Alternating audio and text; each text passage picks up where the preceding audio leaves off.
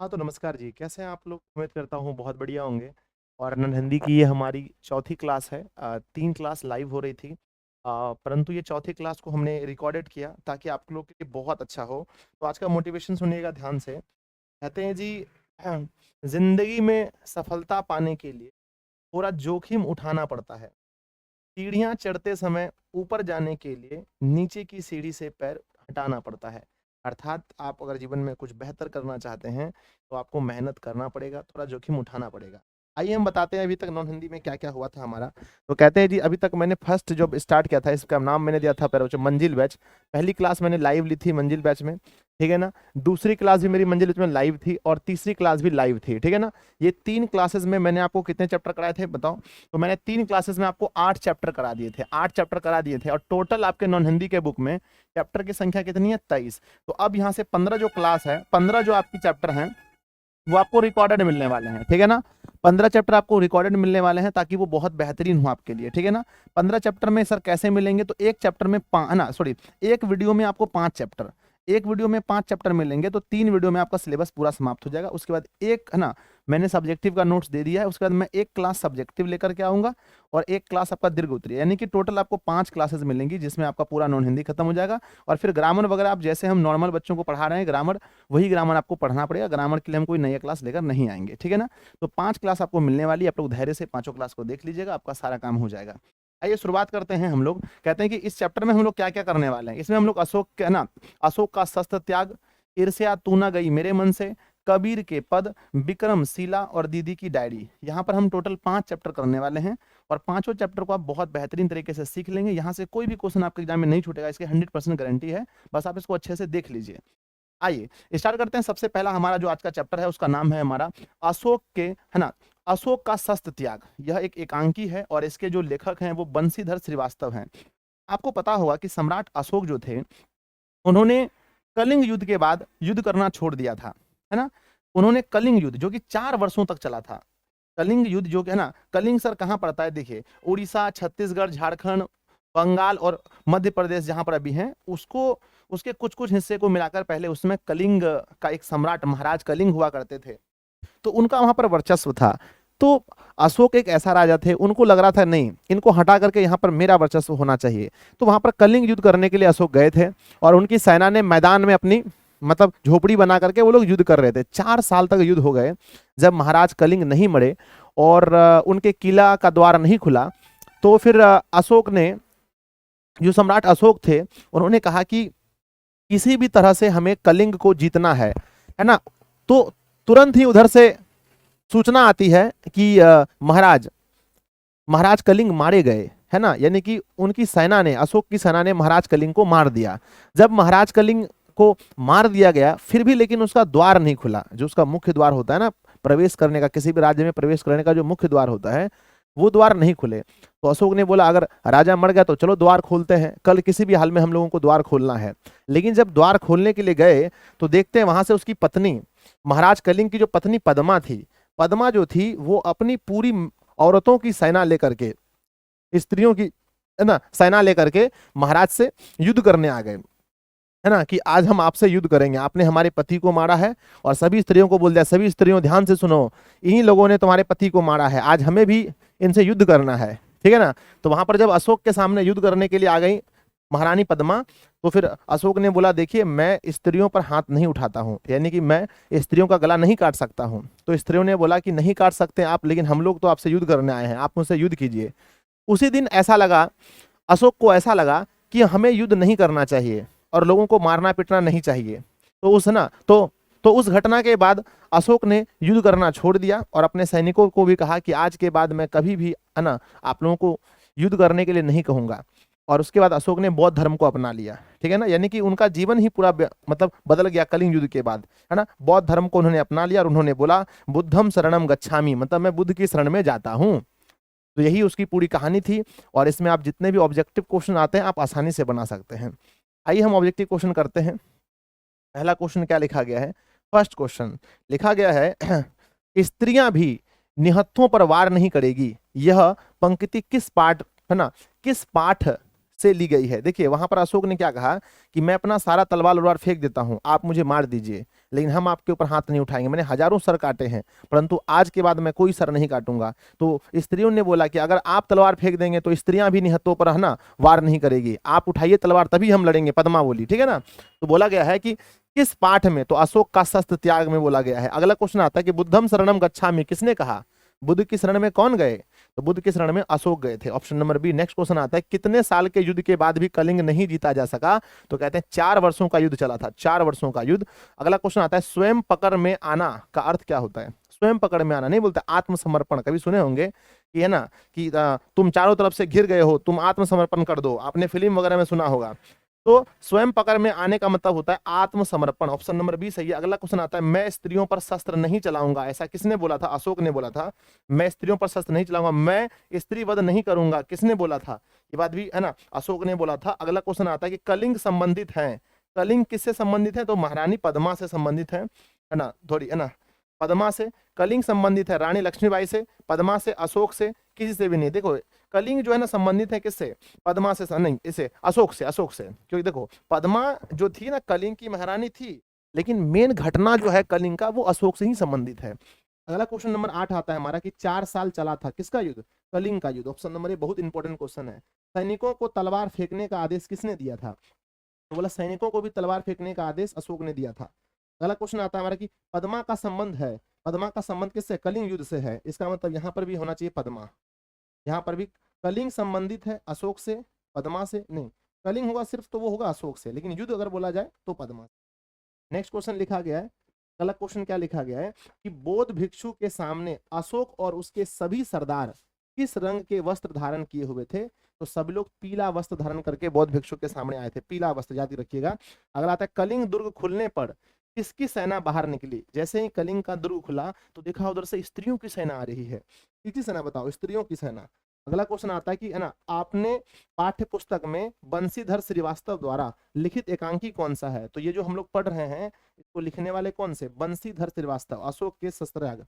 अगला आता है हमारा कि पद्मा कौन है, पद्मा कलिंग की बेटी थी, नहीं सर कलिंग की बेटी नहीं उसकी पत्नी थी। मगध की राजकुमारी नहीं, कलिंग की रानी थी। अगला क्वेश्चन आता है कि अशोक का शस्त्र त्याग गद की कौन सी विधा है, तो अभी हम लोग जो पढ़ रहे हैं वो एक एकांकी है। तो देखो अगर कोई बड़ा कुछ प्रस्तुत किया जाता है तो हम उसे नाटक कहते हैं, लेकिन उसी का छोटा रूप एकांकी कहलाता है। अगला क्वेश्चन आता है कि ना सम्राट अशोक किसके सामने तलवार नीचे फेंक देते हैं, सम्राट अशोक जो है ना पद्मा के सामने तलवार नीचे फेंक देते हैं, है ना। जिस सेना ने तुम्हारे पिता, भाई, पुत्र और पति की हत्या की है वह तुम्हारे सामने खड़ी है, कि है ना किसका कहना था, ऐसा पद्मा ने कहा था सभी स्त्रियों से कि देखो जिस सेना ने तुम्हारे भाई, बेटे पुत्र को मारा है वह सेना आगे खड़ी है, अब जाओ उसको मारो, ऐसा किसने बोला था, पद्मा ने बोला था। ऑप्शन नंबर बी आता है कि अशोक का शस्त्र त्याग एकांकी किसकी रचना है, तो अभी हम लोग पढ़ रहे थे ना यह किसकी रचना है, बंशीधर श्रीवास्तव की रचना है। अशोक कलिंग की राजकुमारी पद्मा पर शस्त्र नहीं चलाते क्योंकि वह राजकुमारी थी, नहीं क्योंकि वह स्त्री थी। और स्त्रियों पर जितने भी देखो जितने भी मतलब कि राजा महाराजा हुए हैं जो मतलब बहुत ना शक्तिशाली होते हैं वो स्त्रियों पर और निहत्थे लोगों पर कभी वार नहीं किए हैं, ठीक है ना। आगे बढ़ते हैं, अगला क्वेश्चन आता है हमारा कि ना अहिंसा के पक्ष में अपने अपने कथानक का मार्मिक विकास करती है, अहिंसा के पक्ष में कौन सा, तो अशोक का शस्त्र त्याग। अशोक का शस्त्र त्याग शीर्षक पाठ में किसने कहा, जब तक मेरे शरीर में प्राण रहेंगे अहिंसा ही मेरा धर्म होगा, जब तक मेरे शरीर में प्राण रहेंगे अहिंसा ही मेरा धर्म होगा, सम्राट अशोक ने कहा था। अगला आता है कि शस्त्र त्याग के बाद अशोक ने कौन सा धर्म अपना लिया, याद रखिएगा बौद्ध धर्म को अपना लिया, और अशोक ने इसका प्रचार देश में ही नहीं विदेशों में ही किया, है ना, विदेशों में भी किया। आप लोग जब 12th में जाएंगे तो वहां पर हिस्ट्री में पढ़ेंगे कि किस शासक ने बौद्ध धर्म का प्रचार विदेशों में किया था, तो आंसर लिखिएगा, है ना, ने अशोक ने। अगला आता है कि अशोक ने किस युद्ध में से शस्त्र त्याग दिया, किस युद्ध से शस्त्र को त्याग दिया, तो कलिंग युद्ध से। अगला आता है कि अशोक ने बौद्ध भिक्षु के सामने किस बात की प्रतिज्ञा ली थी, अहिंसा ही मेरा धर्म होगा, ऐसा उन्होंने कहा था। अगला अशोक का शस्त्र त्याग शीर्षक पाठ में मगध के सैनिकों के शिविर कहाँ लगे थे, मगध के सैनिकों के जो शिविर लगे थे वो मैदान में लगे थे, मैंने शुरू में बताया था। चलिए ये आपका चैप्टर समाप्त हो गया। यहाँ से कोई भी क्वेश्चन अगर आपके एग्जाम में आता है हम उम्मीद करते हैं आप बता देंगे, कोई भी क्वेश्चन पूछा जाए आइए अगला चैप्टर का नाम क्या है? चैप्टर नंबर 10वां आता है, ईर्ष्या तू ना गई मेरे मन से। ईर्ष्या मतलब होता है जलन। ईर्ष्या मतलब क्या होता है? जलन। ईर्ष्या जो है तू ना गई मेरे मन से। एक बार अगर आपके अंदर में जलन की भावना आ गई, लोगों से आप जलने लगे, तो ये फिर आपके मन से कभी नहीं जाएगी, ठीक है ना। कहते हैं जी कि यह एक निबंध है, यह एक निबंध है, और इसको लिखने वाले कौन है? रामधारी सिंह दिनकर। रामधारी सिंह दिनकर का जन्म 1908 ईस्वी में बिहार में हुआ था, आपको पता है ना, बिहार के बेगूसराय में। कहते हैं कि ये है ना, ये जब देखेंगे इसमें छोटी छोटी कहाना, छोटा छोटा निबंध है। तो इस निबंध में एक वकील जी रहते हैं, ठीक है ना। वकील साहब बड़े ईर्ष्यालु रहते हैं, ईर्ष्यालु रहते हैं, ठीक है ना, बड़े ईर्ष्यालु रहते हैं।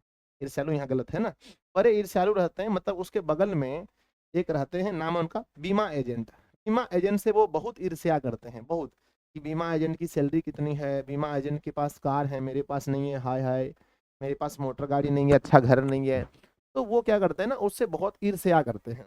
अगला लिखा गया है कि ईर्ष्या का काम जलाना होता है। एग्जाम में पूछा जाएगा ईर्ष्या का काम क्या होता है? जलाना होता है। कहते हैं कि चिंता को लोग चिता कहते हैं। चिंता को लोग क्या कहते हैं? चिता कहते हैं। 2020 में पूछा, 21 में पूछा, 22 में पूछा, एक बार 2023 में भी आएगा कि चिंता को लोग क्या कहते हैं? कहिएगा चिता कहते हैं। अगला है जी कि ईर्ष्या की बड़ी बेटी का नाम निंदा है। एग्जाम में पूछा जाता है कि ईर्ष्या की बड़ी बेटी का नाम क्या है? ईर्ष्या की बड़ी बेटी का नाम निंदा है। समझ गए? यस। आइए हम शुरू करते हैं क्वेश्चन को। इसमें क्या होता है ना कि ईर्ष्या, अगर आपको एक बार मन में ईर्ष्या होने लगा, दूसरों से जलन होने लगा, तो वो सबसे पहले नुकसान किसको पहुंचाती है बताओ? जो जो जलन करते हैं सबसे पहले नुकसान उसी को पहुंचाती है, समझ गए ना। सबसे पहला नुकसान उसी का होता है। और इससे आदमी जीवन में आगे नहीं बढ़ सकता। अगर आपके मन में ईर्ष्या का भाव आ गया, तो आप जिंदगी में कभी आगे नहीं बढ़ सकते हैं। ठीक है, आइए हम क्वेश्चन करते हैं। सारा क्वेश्चन आसानी में, बहुत बहुत आसान है। कहते हैं कि ईर्ष्या का काम क्या है? ईर्ष्या का काम क्या है? तो कहते हैं ईर्ष्या का काम होता है जलाना, लोगों को जलाना, ऑप्शन नंबर सी। अगला आता है कि ईर्ष्यालु व्यक्ति आनंद नहीं उठा पाता है। किसका?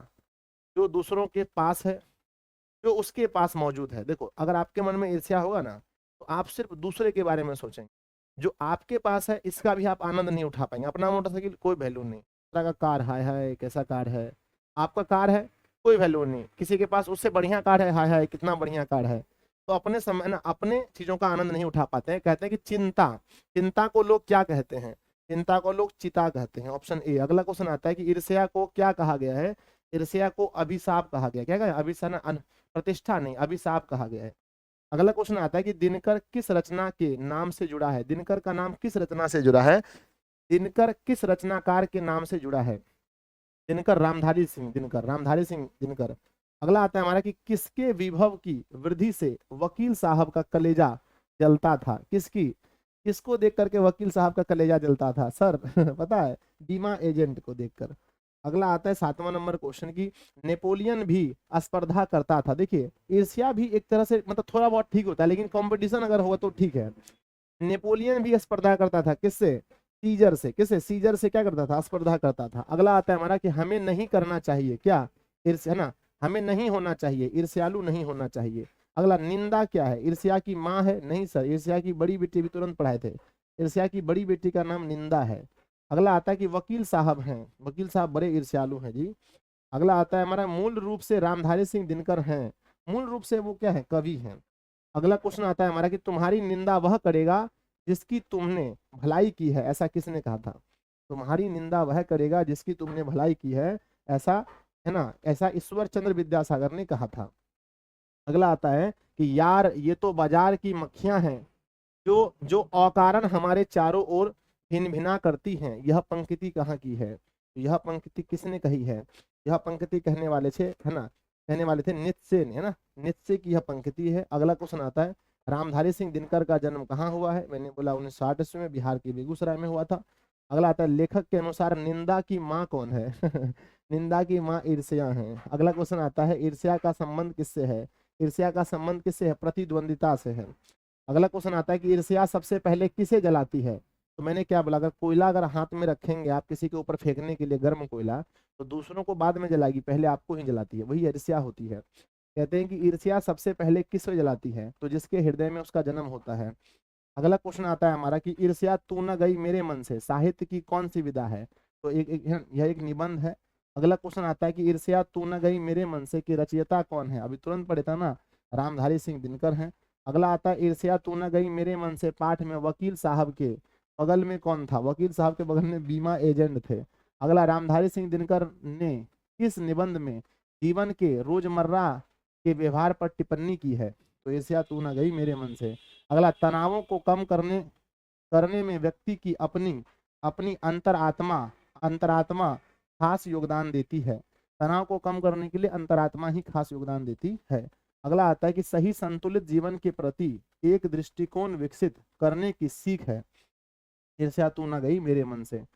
बाजार की मक्खियों को छोड़कर एकांत की ओर भागो, यह किसने कहा था, यह किसने कहा था, बाजार की मक्खियों को छोड़कर एकांत की ओर भागो कहा था नीत्शे ने। यानी अगर आप जीवन में कुछ बेहतर करना चाहते हैं तो हमेशा एकांत ढूंढिए। आप लोग भी पढ़ाई में चाहते हैं कि सर हम पूरा अपने गांव में टॉपर बने, तो आपको एकांत में बैठ के पढ़ना चाहिए। ये नहीं बताना चाहिए सबको कि हम खूब पढ़ रहे हैं, खूब पढ़ रहे हैं। जानने से लोग आपको फिर नीचे करने के लिए सोचते हैं। कहते हैं कि ईर्ष्या तू न गई मेरे मन से शीर्षक पाठ में कहा गया है कि जिसे किसी प्रचंड चिंता ने पकड़ लिया है उस बेचारे की जिंदगी ही खराब हो जाती है, खराब हो जाती है।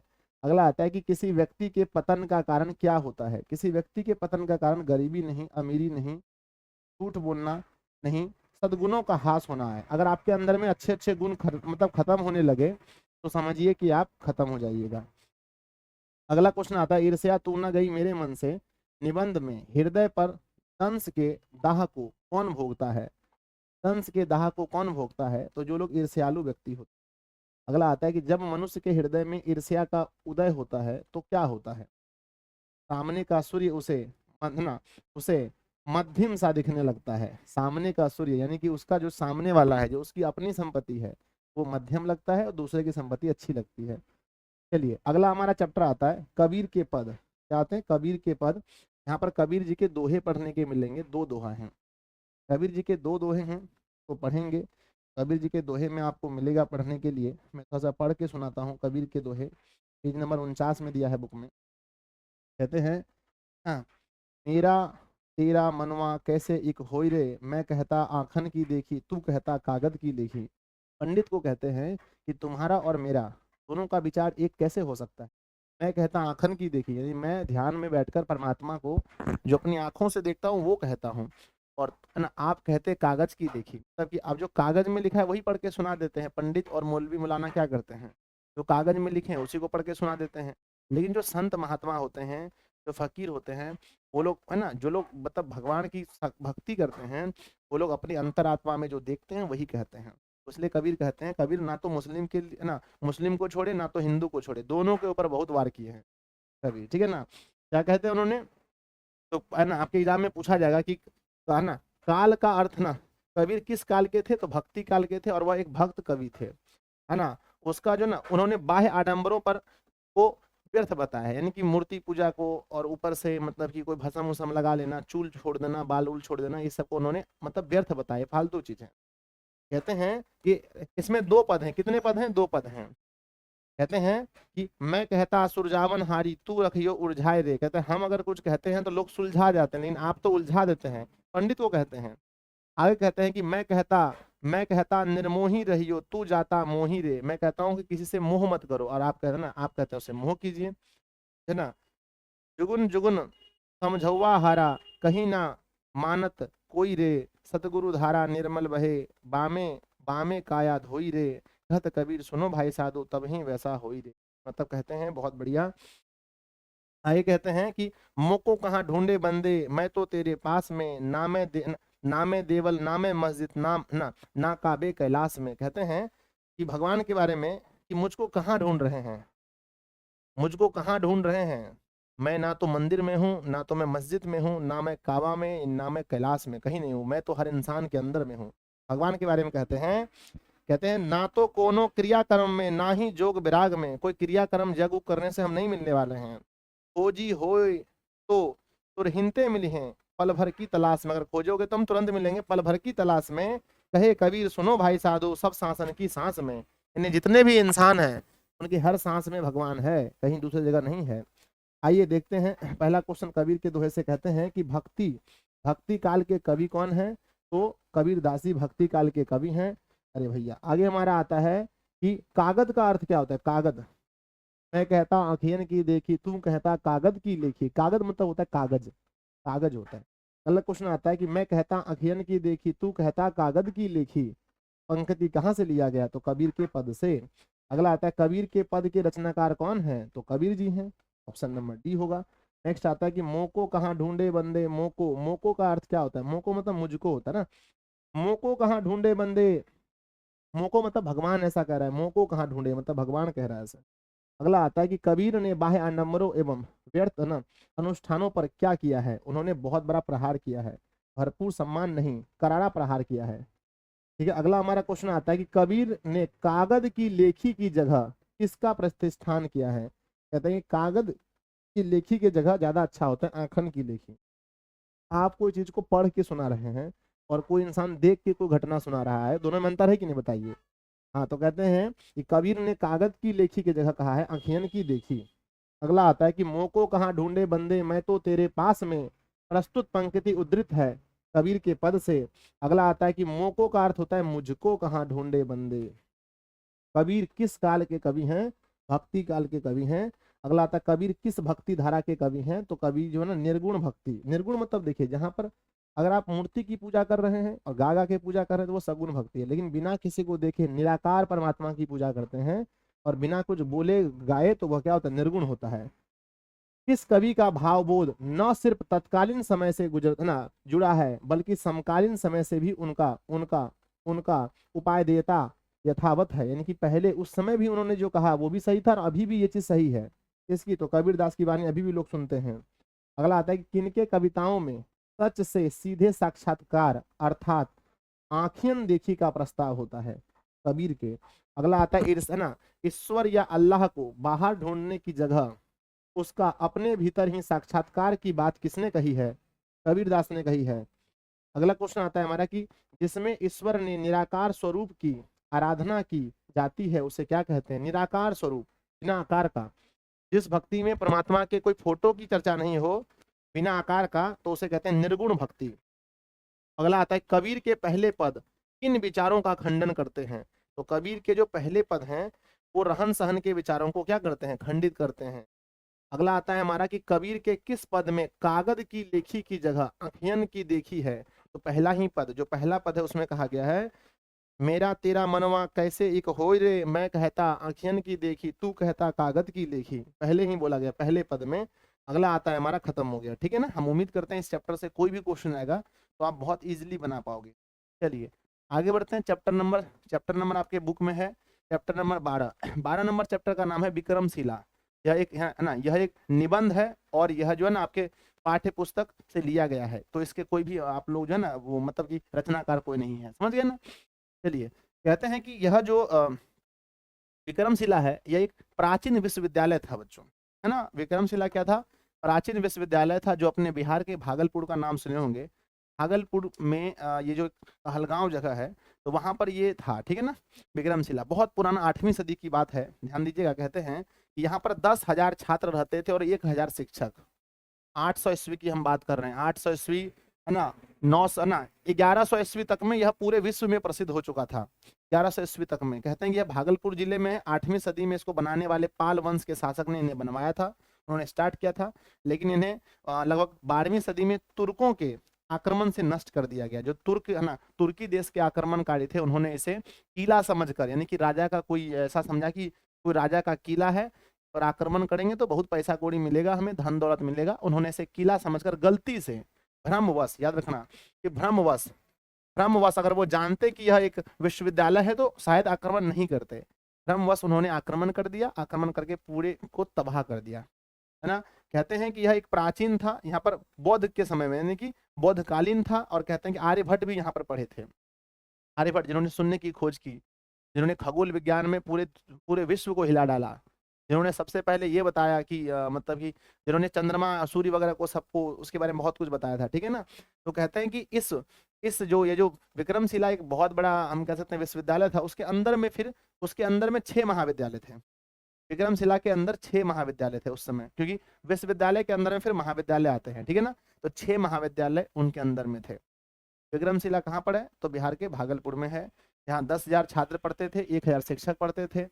यहाँ पर इनको बनाने वाले पाल वंश के शासक थे, इन्हें तोड़ने वाले तुर्कों ने इन पर आक्रमण करके खत्म कर दिया। कभी अगर भागलपुर जाएं तो इस जगह पर जरूर घूमने जाएं, नाम है विक्रमशिला, विक्रमशिला के नाम से एक पुल भी है। आइए स्टार्ट करते हैं। पहला क्वेश्चन क्या लिखा गया है कि तिब्बत में बौद्ध धर्म का प्रसार किसने किया था। देखिए एक व्यक्ति थे जिनका नाम था, है ना, अतिशी दीपांकर, है ना, अतीश दीपांकर। अतीश दीपांकर जो थे, ध्यान दीजिएगा, अतीश दीपांकर जो थे वो क्या थे कि मतलब यहाँ ही से पढ़े थे, यानी कि यहीं से पढ़कर गए थे और उन्होंने तिब्बत में जाकर के बौद्ध धर्म का खूब प्रचार किया था। सॉरी बच्चों ना, अतीश दीपांकर नहीं होगा, सॉरी अतीश दीपांकर नहीं होगा, हरिभद्र, है ना, हरिभद्र ने, ऑप्शन नंबर डी होगा, है ना, हरिभद्र ने प्रचार किया था। नहीं नहीं नहीं, हरिभद्र नहीं ठीक था, है ना, अतीश दीपांकर सही था बच्चों, पहले नंबर ऑप्शन सही था। अगला क्वेश्चन आता है कि, है ना, किसे शांति भद्र भी कहा जाता है, किसे शांति भद्र भी कहा जाता है, तो कहते हैं हरिभद्र जो थे वो शांति भद्र के, है ना, हरिभद्र जो थे ना वो शांति भद्र के शिष्य थे, तो उन्हें कभी कभी ना शांति भद्र को हरिभद्र को शांति भद्र भी कहा जाता था। ठीक है, अगला क्वेश्चन क्या आता है कि विक्रमशिला का आनंद, विक्रमशिला का आविर्भाव किस राजा के संरक्षण में हुआ था, किस राजा के संरक्षण में, तो कहते हैं देवपाल के संरक्षण में, धर्मपाल, रामपाल, देखिए पाल वंश में ही हुआ था लेकिन किस राजा के संरक्षण में हुआ था, तो धर्मपाल के संरक्षण में, धर्मपाल, ऑप्शन नंबर सी होगा। अगला क्वेश्चन आता है कि 10,000 छात्र और 1,000 अध्यापक कहाँ रहते थे, है ना, 10,000 छात्र और 1,000 अध्यापक कहाँ थे, तो वो विक्रमशिला में थे। अगला क्वेश्चन आता है कि विक्रमशिला उत्कृष्ट शिक्षा का केंद्र बन गया था, कब बन गया था, कहते हैं कि 10वीं 11वीं सदी तक, 13वीं सदी तक, 12वीं 14वीं सदी तक, 9वीं सदी तक, तो देख कहते हैं ना 10वीं 11वीं सदी तक जो थे विक्रमशिला उत्कृष्ट शिक्षा का केंद्र बन गया था। अगला क्वेश्चन आता है विक्रमशिला विश्वविद्यालय के प्रथम कुलपति कौन थे, पहले कुलपति जो बनाए गए थे वो बनाए गए थे हरिभद्र को। ठीक है ना, क्वेश्चन नंबर 6 का राइट आंसर होगा हमारा हरिभद्र को बनाया गया था, ऑप्शन नंबर ए। अगला क्वेश्चन आता है विक्रमशिला विश्वविद्यालय के प्रांगण में कितने, है ना, कितने विश्वविद्यालय थे, कितने महाविद्यालय होना चाहिए, कितने महाविद्यालय थे, तो टोटल 6 थे, ऑप्शन नंबर क्या होगा, सी होगा, टोटल 6 थे, है ना। चलिए आगे बढ़ते हैं। अगला क्वेश्चन क्या आता है, अगला क्वेश्चन आता है कि विक्रमशिला में कितने अध्यापक रहते थे, कितने टीचर्स रहते थे, तो 1000 टीचर रहते थे। अगला क्वेश्चन आता है कि विक्रमशिला के प्रांगण में कितने महाविद्यालय थे, तो महाविद्यालय 6 थे, ऑप्शन नंबर सी होगा, ऑप्शन नंबर सी, महाविद्यालय कितने थे, 6 थे। अगला क्वेश्चन क्या आता है विक्रमशिला में पुरातात्विक खनन के दौरान भूमि स्पर्श मुद्रा में किसकी प्रतिमा प्राप्त हुई है, जो मुद्रा मिली है जमीन से उसमें किसकी प्रतिमा मिली है, तो कहते हैं भगवान बुद्ध की प्रतिमा मिली है। इससे ये पता चलता है कि यह बुद्ध काल के ना, यह बौद्ध धर्म के समकालीन थे, समझ गए ना। अगला क्वेश्चन आता है हमारा आर्यभट्ट किस क्षेत्र में विश्व प्रसिद्ध हैं, आर्यभट्ट जो है ना खगोल विज्ञान में विश्व प्रसिद्ध हैं। अगला आता है कि लामा संप्रदाय की शुरुआत किसने की थी, लामा संप्रदाय की शुरुआत जो थी, लामा संप्रदाय की, वो अतिशी दीपांकर ने की थी, है ना। 12 नंबर क्या क्या होगा आंसर, अतिशी दीपांकर ने की थी, ऑप्शन नंबर बी होगा। अगला आता है हमारा कि आधुनिक भागलपुर जिला किस प्राचीन महाजनपद के नाम से प्रचलित है, तो उस समय ना अंग, है ना, इसके कहते थे अंगराज कहते थे, यानी कि आप लोग को याद होगा कर्ण जहाँ के थे, अंग देश के राजा कर्ण थे ना, तो कर्ण थे अंग के। तो आधुनिक भागलपुर पहले आता था, है ना, किस महाजनपद में आता था, तो ये आता था किसमें, अंग में। अगला आता है कि विक्रमशिला का आविर्भाव किस राजवंश के काल में हुआ था, तो कहते हैं पाल वंश के। ठीक है, अगला क्वेश्चन क्या आता है विक्रमशिला का विकास किस शताब्दी में हुआ था, स्टार्ट हुआ था 8वीं से शुरू हो गया था। अगला क्वेश्चन आता है विक्रमशिला विश्वविद्यालय का सर्वनाश कब हो गया, तो प्यारे बच्चों उस पर ना 11वीं सदी में तो नहीं हुआ था, 13वीं में होना चाहिए मेरे ख्याल से। 16 नंबर का क्या है, 13वीं सदी में, 13वीं सदी में इस पर आक्रमण किया तुर्कों ने, किसने, तुर्कों ने आक्रमण करके इसे नष्ट कर दिया। अगला विक्रमशिला साहित्य की कौन सी विधा है, तो अभी हम लोग पढ़ रहे हैं जो विक्रमशिला, ये क्या है, एकांकी नहीं है, कहानी नहीं है ना, ये मैंने शायद आपको नहीं बताया था, क्या निबंध है, निबंध, ऑप्शन नंबर बी है। अगला क्वेश्चन आता है कि पुरातात्विक खनन में कितने फीट की भूमि स्पर्श मुद्रा से भगवान बुद्ध की प्रतिमा प्राप्त हुई है, भगवान बुद्ध की प्रतिमा 3.5 फीट की, लगभग 4.5 फीट, 3 फीट, 4 फीट, 5 फीट, तो 4.5 होगा बच्चों, है ना। 18 नंबर क्वेश्चन में क्या लिखा है, आंसर होगा हमारा 4.5 फीट का, ऑप्शन नंबर सी होगा। नेक्स्ट क्वेश्चन आता है 10वीं 11वीं सदी तक पूर्वी एशिया का एक उत्कृष्ट शिक्षा केंद्र कौन बना था, उत्कृष्ट शिक्षा केंद्र विक्रमशिला, ऑप्शन नंबर बी सही होगा। नेक्स्ट क्वेश्चन आता है हमारा कि 13वीं सदी के आरंभ में अपने आक्रमण के कारण विक्रमशिला विश्वविद्यालय का सर्वनाश हो गया। मुगलों के आक्रमण, इसके आक्रमण के कारण, मुगलों ने नहीं सर, तुर्कों ने आक्रमण किया था। अगला क्वेश्चन क्या आता है कि भिक्षुक वर्ग में रहने के बाद आचार्य क्या मानकर शिष्य को बौद्ध धर्म सिद्धांत में परिचय ना बौद्ध धर्म सिद्धांतों में परिचित कराते थे। तो कहते हैं कि पहले जो भी छात्र वहां जाते थे उनको एंट्रांस टेस्ट देना पड़ता था एडमिशन के लिए। उसके बाद उन्हें भिक्षुक बन के लोगों के घर जाना पड़ता था मांगने के लिए, भिक्षान देही, ठीक है ना, मांगना पड़ता था। उसके बाद फिर जो थे अध्यापक जो होते थे, वहाँ के जो टीचर्स होते थे, आचार्य होते थे, वो उन्हें पुत्रवत मानते थे, उन्हें बेटा स्वरूप मान करके रखते थे। अगला, विक्रमशिला विश्वविद्यालय किस काल में शिक्षा का केंद्र था? याद रखना, बहुत इंपॉर्टेंट है। किस काल में? बौद्ध काल में। अगला आता है हमारा क्या है ना, बौद्ध काल में। कहीं प्राचीन तो नहीं दिया, एक बार देख लेते हैं। बौद्ध काल सही है। अगला क्वेश्चन आता है जी हमारा कि भारत की अस्मिता का अभेद कवच किसे कहा गया है? अस्मिता का अवैध कवच कहा गया है विक्रमशिला को। अगला क्वेश्चन क्या आता है? खत्म हो गया, ठीक है ना। चलिए अब आपका स्टार्ट हो रहा है चैप्टर नंबर 13। चैप्टर नंबर 13 मतलब दीदी की डायरी, ठीक है ना। आइए देखते हैं अगला हमारा चैप्टर नंबर 13 है, आज का अंतिम चैप्टर है दीदी की डायरी। दीदी की डायरी क्या है? यह एक डायरी है और यह संकलित है कहीं से, इसके कोई लेखक वगैरह नहीं है। कहते हैं जी कि संजू नाम की एक बच्ची होती है जो 8 क्लास में पढ़ती है। कितने क्लास में? 8 क्लास में पढ़ती है। और वो उसे पुस्तकों से बहुत लगाव होता है। संजू को पुस्तकों से, ध्यान दीजिएगा, पुस्तकों से काफी लगाव होता है। कहाँ से होता है बताइए? पुस्तकों से संजू को काफी लगाव होता है। कहते हैं कि वह है ना, उन्होंने दीदी को डायरी लिखते हुए देखा था। हम जीवन में क्या करते हैं, दिन भर क्या करते हैं, उसको डायरी में लिखना।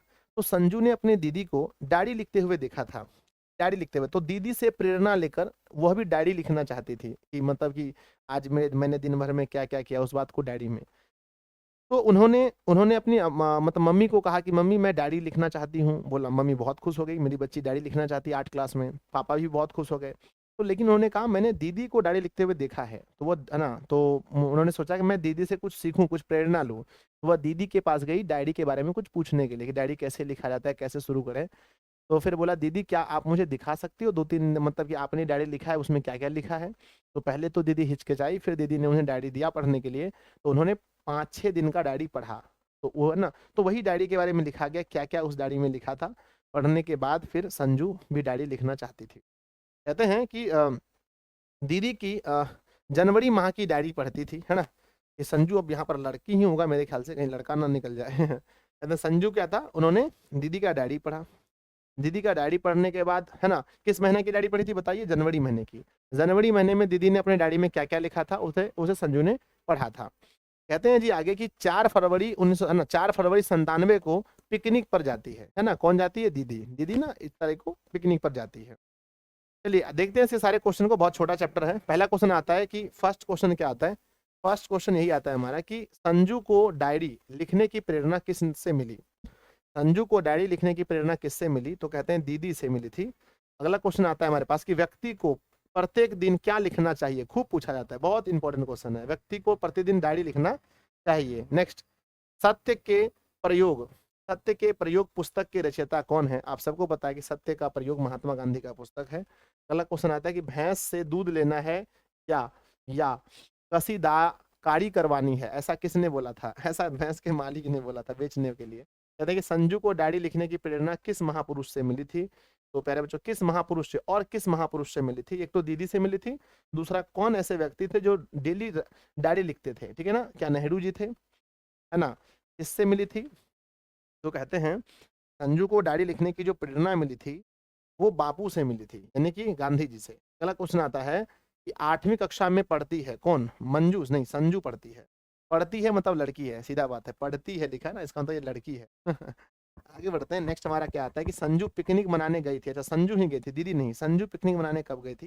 तो 4 जनवरी को गई थी 1997, यानी कि 97। किताबें पढ़ने का शौक किसे है? तो संजू को बहुत शौक था किताब पढ़ने का। अगला क्वेश्चन क्या आता है कि संजू की, ध्यान दीजिएगा, संजू की संजू की किस सहेली की शादी बचपन में ही करा दी गई थी? तो संजू की एक सहेली थी नीलू, उसकी शादी बचपन में हो गई थी। कहते हैं संजू ने दीदी की डायरी के जो पृष्ठ पढ़े वह किस महीने के थे? मैंने बताया था आपको, जनवरी महीने के पृष्ठ पढ़े थे। अगला आता है संजू कैसी लड़की है? तो वो हंसमुख लड़की है। अगला क्वेश्चन क्या आता है कि संजू को क्या पढ़ने का शौक है? तो संजू को सभी कुछ, ना, कहानी, कविता, कॉमिक्स सब पढ़ना। कहते हैं कि संजू को उपहार में क्या मिलता है? हमेशा किताब ही मिलता है। अगला क्वेश्चन है जी, तोता चांद किसकी कहानी है? तोता चांद जो है ना, नेपाली लड़की की कहानी है। एक बार देख लेते हैं कहीं मिस्टेक ना हो जाए। नेपाली लड़की सही है क्या? नहीं, जापानी लड़की, लग रहा था मिस्टेक हो जाए। नेक्स्ट क्वेश्चन आता है हमारा, स्कूल में संजू किस चीज की तलाश में रहती है? तो हमेशा चटपटी पुस्तक, कहानी पुस्तक, कॉमिक्स पुस्तक, नहीं, संजू जो है ना हमेशा जो तलाश में रहती है, हमेशा कविता की पुस्तक। ऑप्शन नंबर क्या होगा आपका? डी सही होगा। नेक्स्ट क्वेश्चन लिखा गया कि दीदी की डायरी साहित्य की कौन सी विधा है? दीदी की डायरी एक डायरी है। ऑप्शन नंबर डी सही होगा। नेक्स्ट आता है कि दीदी की डायरी शीर्षक पाठ में किसके जादू के करिश्मे को देख संजू मचल गई? किसके जादू के करिश्मे को देखकर? तो किसके जादू, दीदी की डायरी शीर्षक में किसके जादू को देखकर है ना मचल गया था? तो कहते हैं दीदी के, दीदी के। अगला क्वेश्चन क्या आता है, दीदी की डायरी किसके द्वारा लिखी गई है?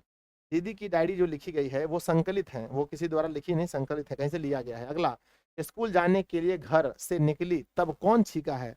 इसमें एक घटना है जहां पर वो संजू स्कूल जाने के लिए तैयार होती है तो रास्ते में रिक्शा वाला छींक देता है, ठीक है ना? तो रिक्शा वाला आंसर होगा। ठीक है, चलिए समाप्त हो गया आपका।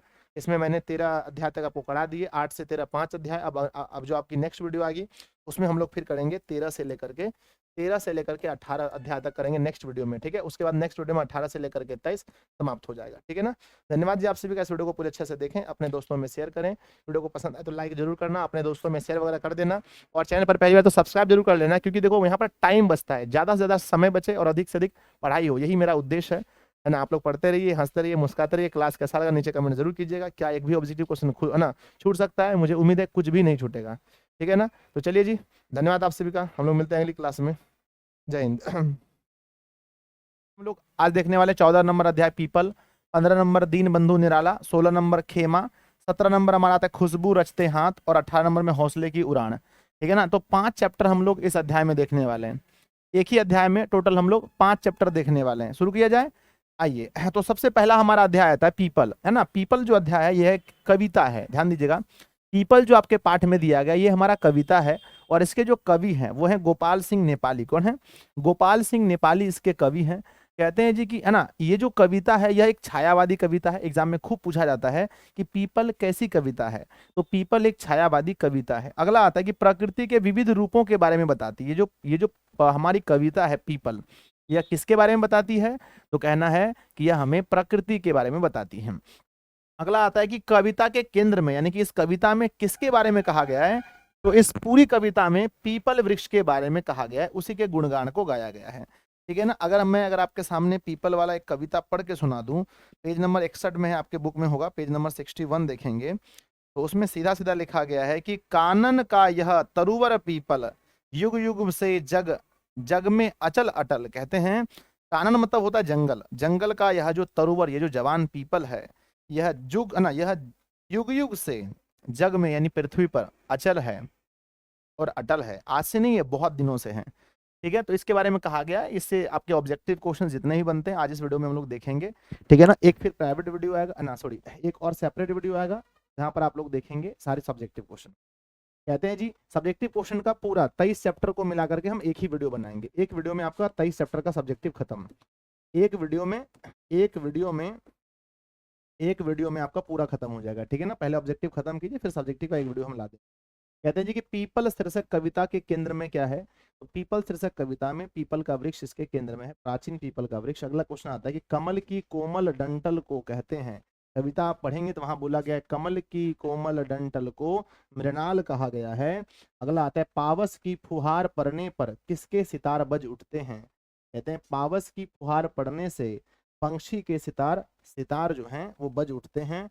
अगला कहा गया कि पीपल के किस भाग में पंक्षी और गिलहरियों के घर होते हैं? पीपल के जो होते हैं कोटर भाग, कोटर जहां पर एक मतलब एक कोना टाइप का होता है, वहीं पर ये लोग अपना घर बनाते हैं। अगला क्वेश्चन आता है हमारा कि जल के ऊपर उठता मृणाल, उनगी पर खिलता कमल लाल, पंक्ति किस कविता में कहा गया है? तो यह जो हम लोग पढ़ रहे हैं अभी, क्या पढ़ रहे हैं? पीपल कविता में कहा गया। अगला आता है हमारा छायावादी कविता ना, कविता की है, मैंने क्या बताया? छायावादी कविता की है उल्लेखनीय विशेषता, प्रकृति चित्रण करती है छायावादी कविता, जो हम लोग पढ़ रहे हैं। अगला आता है हमारा पीपल पाठ की विधा कौन सी है? तो पीपल पाठ एक कविता है, ऑप्शन नंबर डी सही है। अगला आता है कवि के अनुसार पीपल के पत्ते का आकार क्या है? कवि के अनुसार पीपल के पत्ते हैं गोल, गोल बोला गया है। अगला आता है कि निर्जन के पास पीपल सुनता रहता कलकल छलछल, यह पंक्ति किसके द्वारा रचित है? तो यह पंक्ति गोपाल सिंह नेपाली द्वारा। ऑप्शन नंबर ए होगा। अगला आता है हमारा पीपल कविता के रचयिता कौन है? वही है गोपाल सिंह नेपाली जी। कहाँ गए? ऑप्शन नंबर सी सही है, गोपाल सिंह नेपाली सही है ना। आ जाओ एक बार फिर से देख लेते हैं, यहाँ पर मिस्टेक तो नहीं ना है। देख लेते हैं जी क्या लिखे थे अभी, इनके नाम लिखे थे है ना। इसके जो कविता गोपाल सिंह नेपाली है, ठीक है, कहीं मिस्टेक ना हो। फिर आप लोग कमेंट करिए, मैं इसको ठीक भी नहीं कर सकता हूँ, रिकॉर्डेड क्लास में ठीक कैसे होगा। आइए देखते हैं फिर हमारा क्या लिखा है। 11 नंबर क्वेश्चन में लिखा है कि पीपल के आसपास कौन कौन से पेड़ हैं। कविता आप पढ़ेंगे वहां बताए पीपल के आसपास जामुन, इमली, कड़ील सबके पेड़ हैं। Option number D. अगला आता है प्रकृति का चित्रण कविता की उल्लेखनीय विशेषता कौन सी है? तो कहते हैं कि प्रकृति का चित्रण करने वाली कविता जो है छायावादी। ऑप्शन नंबर अगला क्वेश्चन आता है किसके पास खड़ा हो पीपल कल कल छल छल सुनता रहता है? कहते हैं निर्झर के पास खड़ा होकर के पीपल का पेड़ कल कल छल छल उसकी पानी उसको सुनता रहता है। कहते हैं ऊपर विस्तृत नभ नील नील, नीचे वसुधा में नदी झील, जामुन तलना कमाल, इमली, कड़ील प्रस्तुत पंक्ति किस कविता की है? यह है पीपल की कविता। कहते हैं कि ऊपर विस्तृत नील मतलब ऊपर जो है आकाश वो नीला है, धरती पर क्या है? नदी है, झील है। अगला आता है कविता है ना, कवि के अनुसार पीपल के पत्ते हिलते रहते हैं, चहचह कर नहीं, बह बह कर नहीं, रह रह कर करते हैं। अगला आता है गोपाल सिंह नेपाली की रचना कौन सी है? तो पीपल गोपाल सिंह नेपाली की रचना है। अगला आता है कि पीपल शीर्षक कविता में किसका वर्णन है? पीपल शीर्षक कविता में किसका वर्णन है? शहर के सौंदर्य का, गांव के सौंदर्य का, वन्य प्रांत के सौंदर्य का, वन प्रांत के सौंदर्य। अगला आता है हमारा कि पीपल कविता किससे हमारा आत्म परिचय कराता है? किससे? बड़प्पन बड़प्पन से, वृक्ष के स्वरूप से नहीं, पत्तों की संरचना से नहीं, प्रकृति के विविध रूपों से। अगला आता है कि बुलबुल पंछी कब गाने लगती है? तो कहते हैं जब वर्षा की फुहारें पड़ते हैं। अगला आता है कि निद्रा में ही सोता प्रभात कट जाती है, इस तरह रात फिर वही बात रे वही बात किस कविता की पंक्ति है? तो पीपल कविता की पंक्ति है। आप इस वीडियो को 2 बार 3 बार देख लें एग्जाम में जाने से पहले, आपका काम अच्छे से हो जाएगा। आगे बढ़ते हैं जी। नेक्स्ट हमारा आता है दीन बंधु निराला। यह एक निबंध है। दीन बंधु निराला पर यानी कि निराला जो है निराला जी पर ये लिखा गया है दीन बंधु निराला। वो बहुत मतलब दीन मतलब होता है गरीब, बंधु मतलब उनका भाई, जो गरीबों का भाई है उन्हीं का नाम है दीन बंधु निराला, ठीक है ना। तो निराला जी जो हैं वो गरीबों के भाई हैं। वो इतने बड़े दानी हैं कि वो हर चीज़ अपना दान कर देते हैं। इनके बारे में पढ़ेंगे तो कलकत्ता की एक घटना है, आज ही मैंने पढ़ा है। कोलकाता में, ध्यान दीजिएगा, कोलकाता में ये रहते हैं दीन बंधु निराला जी। हाँ, और ये मतलब कि एक खुद एक लेखक हैं, कवि हैं। और इनके बारे में लेकिन लिखा है दूसरे ने। इनके बारे में लिखा किसने? लिखा है शिव पूजन सहाय ने। आचार्य शिव पूजन सहाय ने दीन बंधु निराला के बारे में लिखा है और उन्होंने बताया है ये कितने बड़े दानी थे। तो अपने पास पैसा नहीं होते हुए भी दूसरों को दान करते थे। और जो भी गरीब लोग थे, दीन के ये बंधु थे, कह सकते हैं दीन मतलब गरीब लोगों के ये बंधु थे। जो भी गरीब लोग हैं सबको ये पूरी मदद करते थे। आइए देखते हैं क्या क्या लिखा है, इंपॉर्टेंट पॉइंट। सबसे पहली बात ये आधुनिक काल की है। ये जो कवि हैं, ये जो अजीज जिनके बारे में लिखा गया, ये आधुनिक काल के हैं। दूसरी बात है कि निराला को कहा गया दीनों का बंधु। अगला, यह अंग्रेजी और बंगला दोनों भाषा जानते थे। और जब ये बंगाल में कभी जाते थे तो बंगाली लोगों को बंगाली बोल करके मुग्ध कर देते थे, और दूध और मिश्री के जैसा दोनों में मिश्रण हो जाता था, इनमें और बंगाली लोगों में। कहते हैं जी कि सन्यासी थे, यानी कि लेखक होते हुए भी ना इन्होंने घर छोड़ा ना द्वार, मतलब कहीं कुछ छोड़ा नहीं समाज को, फिर भी ये एकदम अंदर से सन्यासी थे। अगला हमारा आता है कि धन अतिथियों की तरह थे। इनके पास जो पैसा आता था ना वो अतिथि की तरह, आज आए कल गए। 1000 रुपए आते थे तो 1500 रुपए के खर्चे बने रहते थे। इनके पास कभी पैसा टिकता नहीं था। अगर थोड़ा बहुत पैसा आता भी था तो जो भी लोग जरूरतमंद होते थे उन्हें ये तुरंत दे देते थे, यानी पैसा इनके पास नहीं टिकता था। अगला आता है कि अवकाश काल में यानी छुट्टी के समय में ये लोगों को ढूंढ कर उसकी मदद करते थे। बताओ जी, ऐसा आदमी कहाँ मिलेगा? छुट्टी के समय में लोगों को ढूंढ ढूंढ कर ये उनकी मदद करते थे। आइए कहते हैं कि ये घटना कोलकाता की है। कोलकाता के बाद जब कोलकाता से ये चले तो ये है ना लखनऊ चले गए। लखनऊ, प्रयाग आदि वगैरह में ये घूमे फिर। तो कोलकाता के बाद कहाँ चले गए? लखनऊ चले गए। तो हम कह सकते हैं कि एक ऐसे व्यक्ति के बारे में इस पाठ में हमें पढ़ना है जो बहुत बड़े दानी थे, उदार हृदय वाले थे, लोगों की खूब मदद करते थे, ठीक है ना। आइए देखते हैं इसके बारे में कौन कौन सा ऑब्जेक्टिव है। कहते हैं दीनबंधु निराला की नियुक्ति सबसे पहले कहाँ हुई थी? तो दीनबंधु निराला को सबसे पहले जो काम मिला था, अब इस पाठ में पढ़ेंगे, तो है ना। हाँ, रामकृष्ण मिशन में सेवा करने का काम इन्हें मिला था। अगला क्वेश्चन आता है, दीनबंधु किसके नाम के साथ जोड़ा गया है? तो देखो दीनबंधु किसके नाम के साथ जोड़ा गया, तो कहते हैं कि निराला ना, जयशंकर प्रसाद, सुमित्रानंदन, मुक्ति बोध। तो ये जो नाम जोड़ा गया है ना, ये निराला के साथ जोड़ा गया है। ठीक है, एक बार मैं इसको देख लेता हूँ पास रख करके, ताकि कहीं मिस्टेक ना हो जाए मेरा बच्चा, कहीं नंबर ना कट जाए। एक नंबर बहुत इंपॉर्टेंट होता है। हाँ, दीनबंधु जो नाम जोड़ा गया है वो निराला के साथ जोड़ा गया है।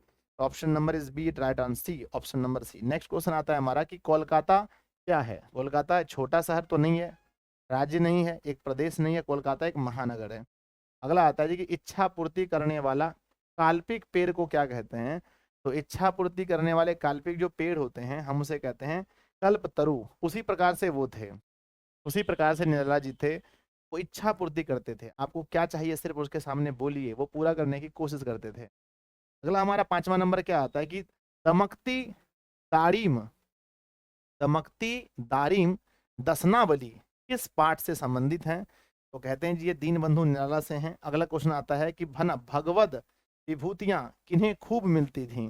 तो कहते हैं निराला जी को भगवत विभूतियां खूब मिलती थीं, निराला जी को। अगला क्वेश्चन आता है हमारा कि कोलकाता में है मीनाक्षी मंदिर? नहीं है, मीनाक्षी स्वर्ण मंदिर भी नहीं है क्योंकि तो अमृतसर में है।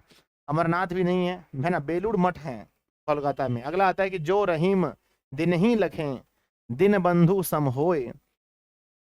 कहते हैं कि जैसे रहीम जी थे ना, रहीम जी दीन बंधु है ना, जैसे रहीम जी थे वैसे ही दीन बंधु हैं। सम मतलब समान होए, किस लेखक द्वारा सटीक बैठती है? यह किसके बारे में कहा गया है? तो ये कहा गया है सूर्यकांत त्रिपाठी निराला, इसका पूरा नाम था सूर्यकांत त्रिपाठी निराला के लिए यह सिद्ध बैठता है। ठीक है ना, आगे बढ़ते हैं। अगला हमारा क्वेश्चन नंबर आता है 9 नंबर, दीनबंधु निराला पाठ की विधा कौन सी है? तो एक निबंध है, आप देख रहे हैं। अगला क्वेश्चन आता है कि जो रहीम दिन ही लखें दीन बंधु समहोय, यह किनके प्रसिद्ध दोहे हैं? यह प्रसिद्ध किनके दोहे हैं? तो ये दे दो रहीम के दोहे हैं। अगला क्वेश्चन आता है कि दीनबंधु निराला निबंध के लेखक कौन हैं? इनके लेखक हैं आचार्य शिव पूजन सहाय जी, ऑप्शन नंबर बी। अगला आता है आधुनिक काल के बेहतर प्रतिष्ठित कवि कौन है? आधुनिक काल के, तो अभी आधुनिक काल के बारे में कहा गया है, प्रतिष्ठित कवि कौन है? तो आधुनिक काल में है ना सूर्यकांत त्रिपाठी निराला जी, सूर्यकांत त्रिपाठी निराला जी अभी हमने देखा था आधुनिक काल के हैं।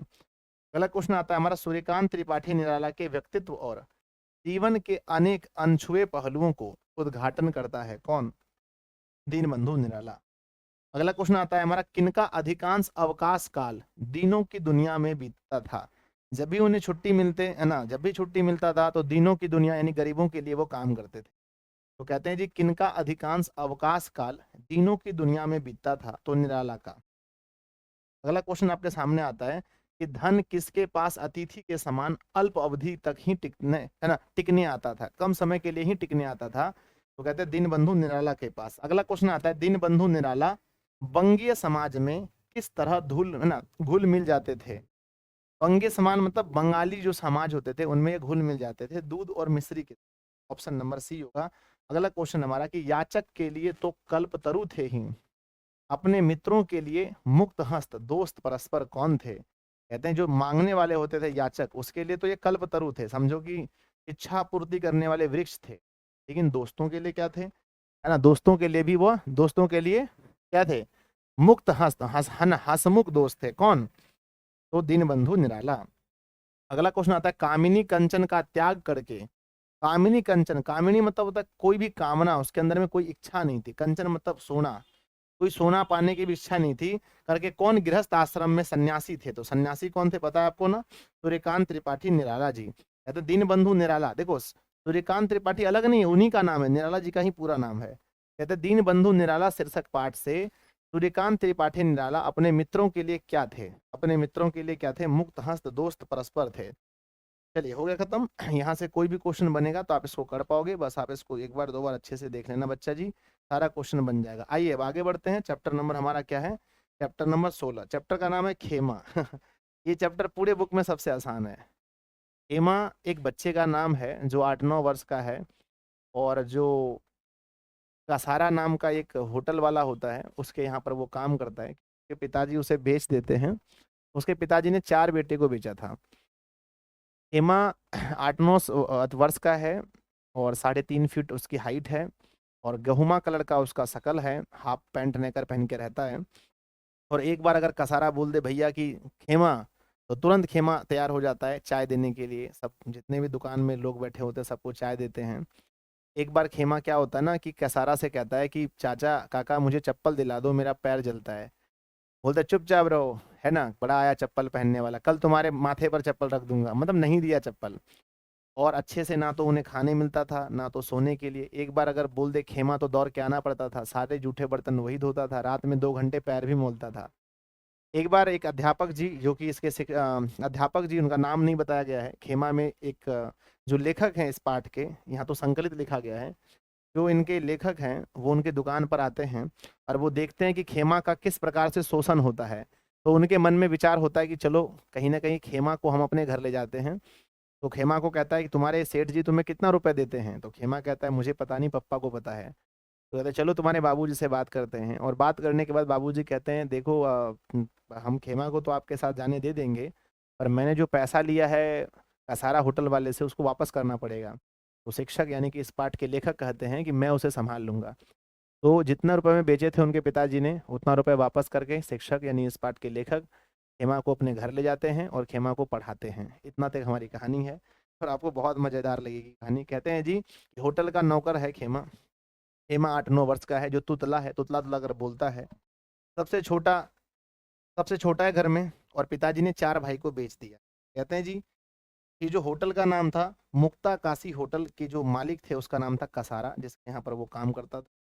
कहते हैं खेमा चप्पल मांगता है, लेखक उसे दो चीज घटना और है यहाँ पर। खेमा चप्पल मांगता है तो होटल वाला कहता है तुम्हारे माथे पर आके चप्पल रख देंगे, और लेखक उसे अपने घर ले जाता है और पढ़ाता लिखा। आइए क्वेश्चन करते हैं, कोई क्वेश्चन नहीं छूटेगा, मुझे पूर्ण भरोसा है। कहते हैं खेमा कैसी कहानी है? बच्चों खेमा कहानी क्या है कि बाल मजदूरी की, है ना, नृशंसता को उभरने वाली कहानी है। छोटे बच्चे की मजदूरी वाली कहानी है। अगला, होटल के पास क्या था? होटल के पास एक क्लिनिक था, इसलिए होटल में चाय बहुत बिकता था। पाठ पढ़ेंगे आपको पता चलेगा।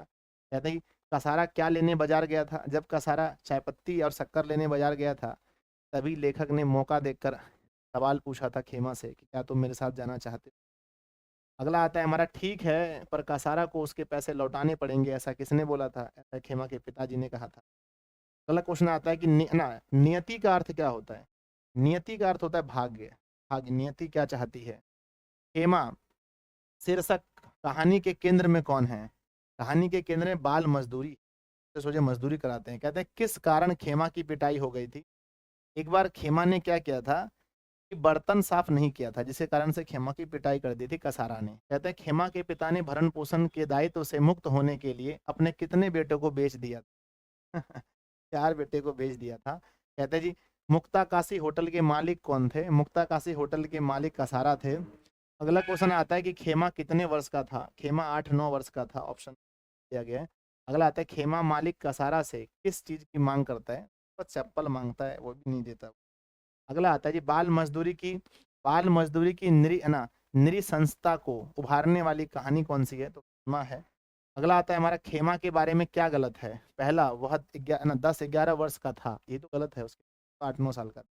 पहला ही गलत है, बाकी सब सही है। उसका रंग गेहुमा था। कद लगभग 3.5 फुट का, खाकी निकर के साथ पैबंद लगी कमीज पहनता था, सही है। अगला आता है कौन सी कहानी हमें बाल बाल श्रमिकों के प्रति संवेदनशील बनाती है? खेमा बच्चों। अगला क्वेश्चन आता है हमारा कि मेरे पैर जलते हैं, चप्पल ला दो, किसने बोला था? खेमा ने बोला था। किससे? कसारा से। क्या ला दिया था? नहीं लाया था।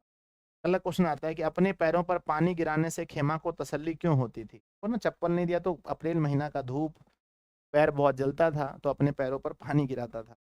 क्यों गिराता था? क्योंकि नंगे पैरों पर जलन से आराम मिलता था। अगला आता है कि खेमा शीर्षक पाठ में तुझे तेरे सेठ कितना रुपए देते हैं, ऐसा किसने बोला था? ऐसा किसने बोला था? तो लेखक ने ऐसा बोला था। चलिए समाप्त हो गया, चैप्टर नंबर 17 स्टार्ट हो रहा है। चैप्टर नंबर 17 का नाम है बहुत बढ़िया नाम है जी चैप्टर नंबर 17 का। कहते हैं कि खुशबू रचते हाथ। एक कविता है, छोटी सी कविता, 1 पेज की कविता है।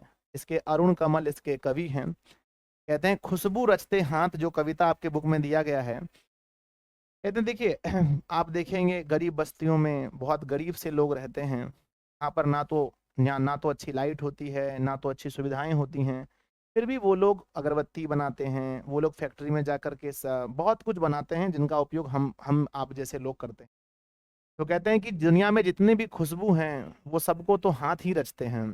चाहे आप कोई भी सामान खरीदे होंगे, उसमें कहीं ना कहीं हाथ का बहुत बड़ा योगदान होगा। इसलिए यहाँ पर हाथ के इम्पोर्टेंट को बताया है। गरीब है ना, कहते हैं कि लोग गंदगी बस्तियों में रहकर भी कैसे अच्छी अच्छी चीजें बनाते हैं, उसी के बारे में इस कविता में कहा गया है। और बताया खुशबू रचते हाथ, यानी कह सकते हैं कि हाथ के इम्पोर्टेंस को, हाथ की महत्वपूर्णता को बताई गई है। चाहे हाथ वो गरीब बस्तियों से उठकर आया हो, चाहे हाथ मलिन बस्ती से उठकर आया हो, छोटी जाति का हो, किसी का भी हाथ हो, लेकिन हाथ से जो सामान बनते हैं उसके बारे में कहा गया है ना। इसके जो कवि हैं वो अरुण कमल जी हैं। आइए है ना, हम क्वेश्चन करते हैं। 2 क्वेश्चन यहाँ से कम बनते हैं एग्जाम में। पहला क्वेश्चन है कि केवड़ा, केवड़ा, गुलाल, खस, रात रानी आदि किसके नाम हैं? तो ये सब अगरबत्तियों के नाम हैं। जब आप पढ़ेंगे कविता आपको पता चलेगा, कोई जरूरी नहीं है पढ़ने का, यहाँ से भी काम चल जाए। कहते हैं खुशबू रचते हाथ, पाठ की विदा कौन सी है? तो आप पढ़ रहे हैं, एक कविता है ये। अगला क्वेश्चन आता है हमारे, अगरबत्ती बनाने वाले लोगों पर लिखी गई कविता कौन सी है? यही है ना, पीपल नहीं है, खुशबू रचते हाथ है। अगला क्वेश्चन आता है खुशबू रचते हाथ साहित्य की कौन सी विधा है? अभी मैंने बोला भैया कविता है। अगला कहते हैं कि अरुण कमल द्वारा रचित कविता कौन सी है? तो यही है खुशबू रचते हाथ। अगला क्वेश्चन आता है कि गंदे मोहल्ले के गरीब मजदूर कौन कौन मशहूर अगरबत्ती बनाते हैं? केवड़ा, गुलाब, खस और रात रानी सभी बनाते हैं। ऑप्शन नंबर डी आपका सही हो जाए। अगला क्वेश्चन आता है कि खुशबू रचते हाथ कविता के रचयिता कौन है? तो खुशबू रचते हाथ कविता के रचयिता अरुण कमल जी हैं, अभी आपने देखा है। अगला आता है कि यही है ना, यही इस गली में बनती है मुल्क की मशहूर अगरबत्तियां, प्रस्तुत पंक्ति किस कविता की हैं? कहते हैं ये खुशबू रचते हाथ की हैं। अगला कहते हैं कि कौन कविता वंचित लोगों के समृद्ध अवदान की संवेदनशीलता को रेखांकित करती हैं? खुशबू रचते हाथ। अगला प्रश्न आता है हमारा, अगला प्रश्न आता है, लास्ट है, खुशबू रचते हाथ शीर्षक कविता में श्रमिक कैसी परिस्थितियों में रह रहे हैं? जो मजदूर वस्तु बनाते हैं और हम उनका उपभोग करते हैं, वे मजदूर कैसी स्थितियों में रह रहे हैं उनको जरा देखिएगा। स्वच्छ जगह पर नहीं सर, स्वच्छ जगह नहीं है उनके लिए। शहर के बीचों बीच नहीं सर, गंदी बीच ना, गंदगी के बीच रहते हैं, फिर भी वो हमारे लिए अगरबत्ती बनाते हैं और जिससे हम लोग खुशबू घर में करते हैं। ठीक है, आई होप आपको ये बिल्कुल समझ में आया होगा, बहुत अच्छा लगा होगा। चलिए अंतिम हम देखते हैं, बड़ा प्यारा सा हमारा है, बहुत प्यारा है। अंतिम हमारा अध्याय आज का हौसले की उड़ान। क्या है? हौसले की उड़ान। इन्हीं हौसले की उड़ान जो है ना, एक प्रकार का निबंध है। और इसके जो और ये है ना, इसके कोई लेखक नहीं है, कोई निबंधकार नहीं है। ये हमारे ये क्या कहते हैं कि विकास समिति, पास ना, पाठ्य पुस्तक विकास समिति से लिया गया है। कहते हैं कि इसमें इसमें हौसले की उड़ान मतलब बिहार की कुछ लड़कियों के बारे में बताया गया है, जिन्होंने अपनी विकट परिस्थितियों में भी, अपनी विपरीत परिस्थितियों में भी जीवन में बहुत अच्छा किया है। इसमें 3-4 लड़की का नाम आता है, जहां पर 3-4 लोगों के बारे में बताया गया है। पहला है एक गुड़िया नाम की लड़की, दूसरा बताया गया सोनी नाम की लड़की के बारे में, तीसरा बताया गया कदम नाम की लड़की के बारे में, चौथा बताया गया जैनब खान के बारे में। तो 4 लड़कियों के बारे में चर्चा है, जिन्होंने बिहार की जो 4 महत्वपूर्ण लड़कियां हैं, जिन्होंने अपने जीवन में बहुत अच्छा किया। चलिए पहला देखते हैं, फर्स्ट लड़की की क्या विशेषता थी जिससे इन्हें किताब में इनको जगह मिला। लोग आज इन्हें किताब में पढ़ रहे हैं। हम आप क्यों पढ़ रहे हैं? कहते हैं कि बिहार की बहादुर बेटियों के बारे में इसमें चर्चा है। सबसे पहले गुड़िया नाम की लड़की आखिर क्यों खास है? कहते हैं कि गुड़िया जो ना नौखा प्रखंड रोहतास की रहने वाली है। बहुत बच्चे आप लोग रोहतास से होंगे, देखिए आप ही के यहाँ की रोहतास की लड़की है गुड़िया। कहते हैं कि माता पिता पढ़ाना नहीं चाहते थे, गुड़िया को माता पिता पढ़ाना नहीं चाहते थे पढ़ ना, लेकिन यह पढ़कर अध्यापिका यानी कि टीचर बनना चाहती थी। अब इनके माता पिता पढ़ाना नहीं चाहते थे, फिर भी ये पढ़ के टीचर बनना चाहती थी। तो सर आगे क्या हुआ बताइए? आगे ये हुआ कि माता पिता को कमरे में बंद करके है ना उत्प्रेरक केंद्र में जाकर अपना एडमिशन करा ली खुद से।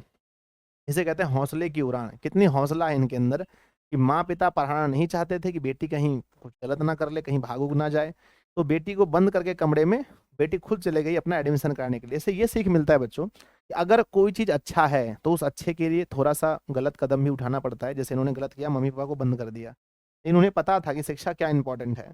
कहते हैं कि उत्प्रेरक केंद्र के बंद होने पर गाँव के स्कूल में इन्होंने अपना एडमिशन करा लिया। आगे कहते हैं जी कि गांव समेत पूरे इलाके में वह मिसाल बन गई, मिसाल बन गई क्योंकि वो पढ़ लिख ली, है ना, माँ बाप को बंद करके पढ़ लिख ली। चलिए दूसरा देखते हैं। एक और लड़की है जिसका नाम है सोनी। सोनी है एथलेटिक में, ध्यान दीजिएगा, एथलेटिक प्रतियोगिता में सोनी ने 400 और 1600 मीटर की रेस में प्रथम स्थान प्राप्त किया था सोनी ने, इसलिए इसका नाम इस किताब में आया है। और कहते हैं कि राष्ट्रीय प्रतियोगिता में इन्होंने चौथा स्थान प्राप्त किया, एक छोटे से जगह से, इनके बारे में सॉरी मैंने किताब में देखा नहीं था इसमें, है ना, ये भी किसी जिले से होगी, और उन्होंने राष्ट्रीय स्तर पर चौथे स्थान प्राप्त किया है सोनी ने, इसलिए सोनी का नाम इसमें हम लोग को पढ़ना पड़ता है। अगला हमारा आता है कि एक नाम है ना, एक लड़की है जिसका नाम है कदम। कदम मुंगेर जिले की है, इसके बारे में भी कुछ पढ़ना है। मुंगेर जिले की कदम है ना, जो कि बड़ी होकर के डॉक्टर बनना चाहती है। बड़ी होकर के क्या बनना चाहती है? डॉक्टर बनना चाहती है, अभी मन से पढ़ रही है। कहते हैं कि एक है जैनब खान, सबसे इंपॉर्टेंट इसमें जो कैरेक्टर है वो जैनब खान का है। कहते हैं कि जैनब खान जो है ना कि मथुरापुर कहतरवा शिवहर जिले की है। कहाँ की है? शिवहर, जहाँ की राष्ट्रीय आय सबसे कम होती है ना, जहाँ की प्रति व्यक्ति आय कम होती है ना। कहते हैं कि शिवहर की है शिवहर की है ये जैनब खान। 3 क्लास के बाद इसकी पढ़ाई छूट गई थी। ध्यान दीजिए क्यों आखिर ये विशेष है। कहते हैं कि 3 क्लास के बाद इसकी पढ़ाई छूट गई थी, उसके बाद फिर से इन्होंने पढ़ना स्टार्ट किया। कहते हैं कि पर्दा प्रथा के कारण, है ना, क्योंकि आप देखेंगे मुस्लिम लोगों में अधिकांश वो पर्दा प्रथा होता है, और पर्दा प्रथा के कारण से अब, है ना, अब लेकिन ये सब नहीं रहा। अब अगर पर्दा प्रथा है भी तो बेटियां पढ़ती हैं, बहुत अच्छे से धरल्ले पढ़ती हैं, कोई दिक्कत नहीं है। लेकिन उस समय इसकी पढ़ाई बंद कर दी गई थी 3 क्लास में। तो कहते हैं कि जैनब अब आत्मरक्षा के लिए लोगों को कराटा सिखाती हैं। लोगों को क्या सिखाती हैं बताओ? अभी ये लोगों को कराटा सिखाती हैं, इतना पढ़ लिख ली हैं। और कहते हैं कि उसे कराटे में ब्लू ब्लेट मिला है। क्या मिला है इसे? ब्लू ब्लेट मिला है। कराटे में जैनब खान को, है ना, क्या मिला है? ब्लू ब्लेट मिला है, यानी कि कराटे में बहुत अच्छा सीख गई है। तो कराटे में भी बहुत सारे पुरस्कार होते हैं, एक ब्लू ब्लेट नाम का है, तो इन्हें कुछ मिला है ना, पुरस्कार हो या फिर जो भी हो, उसमें विशेष कुछ है जो कि इन्हें मिला है। ठीक है बच्चों, तो हमने देखा यहाँ पर 3-4 बच्चों के बारे में जिन्होंने बिहार में, बच्चियों के बारे में जिन्होंने बहुत अच्छा किया है, इसलिए इस अध्याय का नाम है हौसले की उड़ान। यानी हौसलों से, इन्होंने हौसले से उड़ान लगाया है और जीवन में अच्छा किया है। इससे ये सीखने को मिलता है कि किसी भी परिस्थिति में आप हैं या हम हैं, अगर हम मेहनती हैं, मेहनत कश हैं, तो हम जीवन में अच्छा कर सकते हैं। हाँ, लेकिन अंदर में कुछ हौसले की उड़ान होनी चाहिए, मन में कुछ अच्छा कर गुजरने का जज्बा होना चाहिए। सोचने से क्या होता है, सोच तो लोग कोई भी लेता है, पर करने के लिए बहुत हिम्मत चाहिए। आइए देखते हैं पहला हमारा क्वेश्चन, फर्स्ट क्वेश्चन क्या आता है इस चैप्टर का। पहला क्वेश्चन है कि जैनब खान कहाँ की रहने वाली थी। जैनब खान कहाँ की रहने वाली थी? सबसे लास्ट में हमने देखा तो जैनब खान जो थी वो मथुरापुर, है ना, कहतरवा की रहने वाली थी। अगला क्वेश्चन आता है दूसरा नंबर की, बिहार की बेटियों की असाधारण विशेषताओं का उद्घाटन किया था किसने? किसने किया है? तो हौसले की उड़ान ने। अगला क्वेश्चन आता है, गुड़िया का घर किस जिले में है? अच्छा, सबसे पहले तो गुड़िया ही था ना, सबसे फर्स्ट में गुड़िया नाम की एक लड़की थी, सबसे पहला नाम की गुड़िया नाम की लड़की थी, रोहतास जिले की थी। कहाँ की थी? रोहतास जिले की। तो क्वेश्चन पूछा गया कि गुड़िया का घर कहाँ था, तो हम कहेंगे रोहतास में था जी। अगला क्वेश्चन आता है हमारा, कदम, कदम बड़ी होकर क्या बनना चाहती हैं? तो कदम बड़ी होकर के डॉक्टर बनना चाहती हैं। अगला क्वेश्चन आता है कि कदम किस जिले की रहने वाली है? अरे, कदम किस जिले की रहने वाली, क्या हमने पढ़ा था?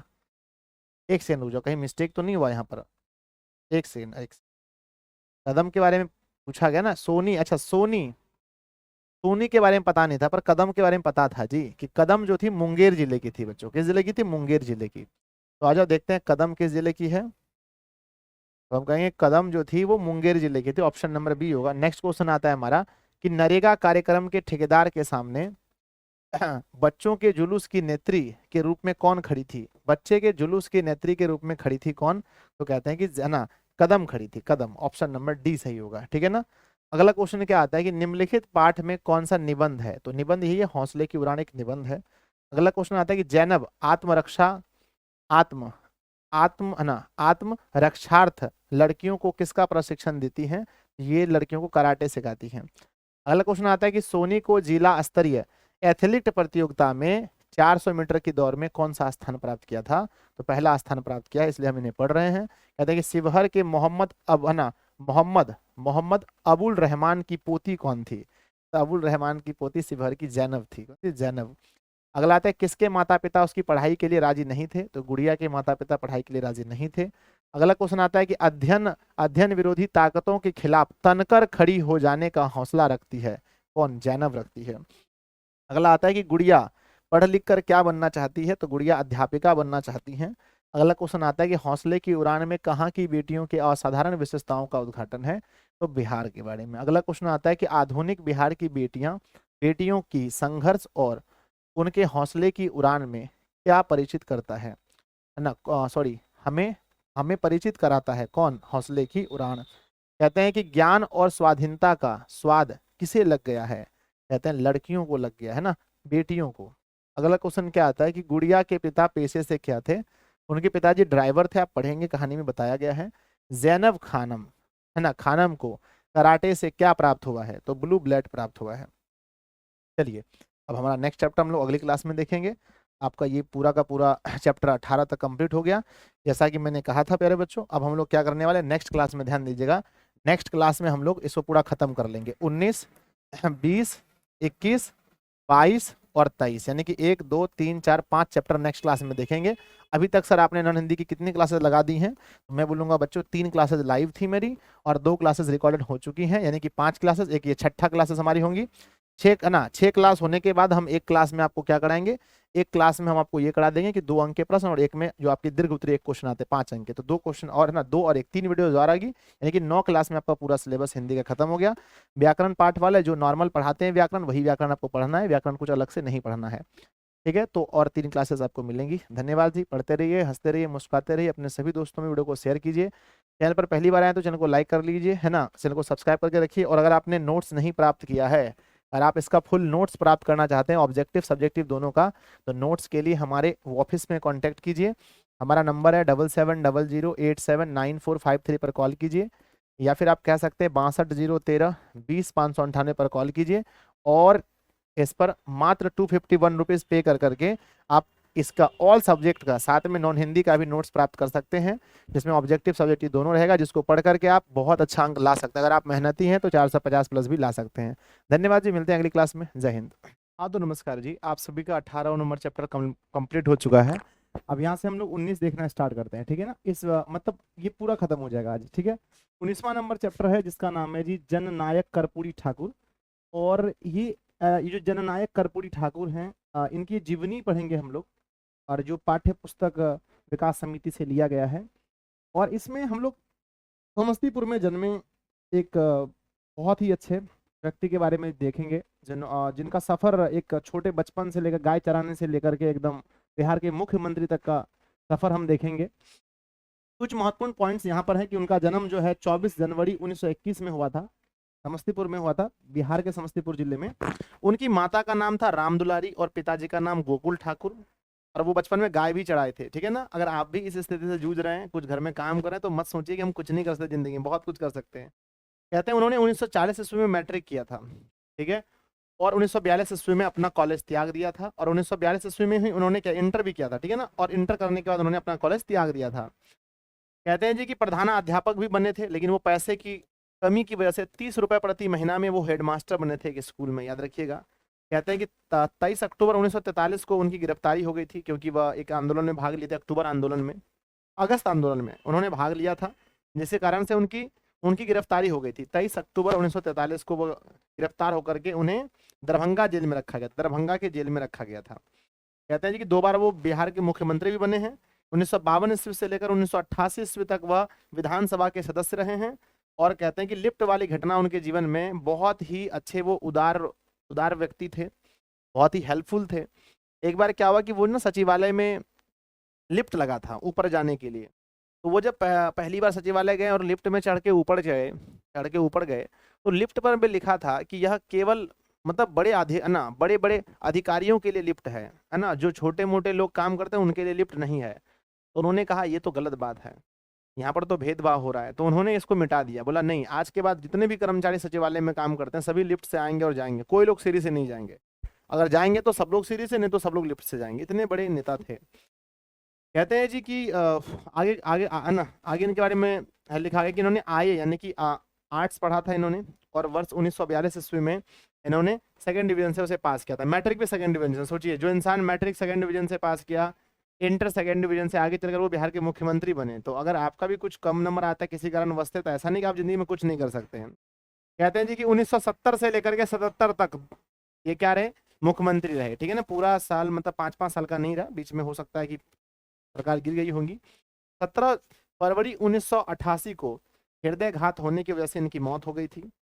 आगे कहते हैं जी कि आजाद दास्ता नाम का एक संगठन था जिसको जयप्रकाश नारायण ने बनाया था। अगस्त क्रांति 1942 में हुई थी। तो कुछ टॉपिक मैंने यहाँ के लिखे, कुछ महत्वपूर्ण टॉपिक आपके सामने लिखे हैं जो ऑब्जेक्टिव करने में आपको काम आएंगे। बाकी नॉलेज के लिए आपको पूरा बुक पढ़ना पड़ेगा, बहुत लंबी चौड़ी बुक है।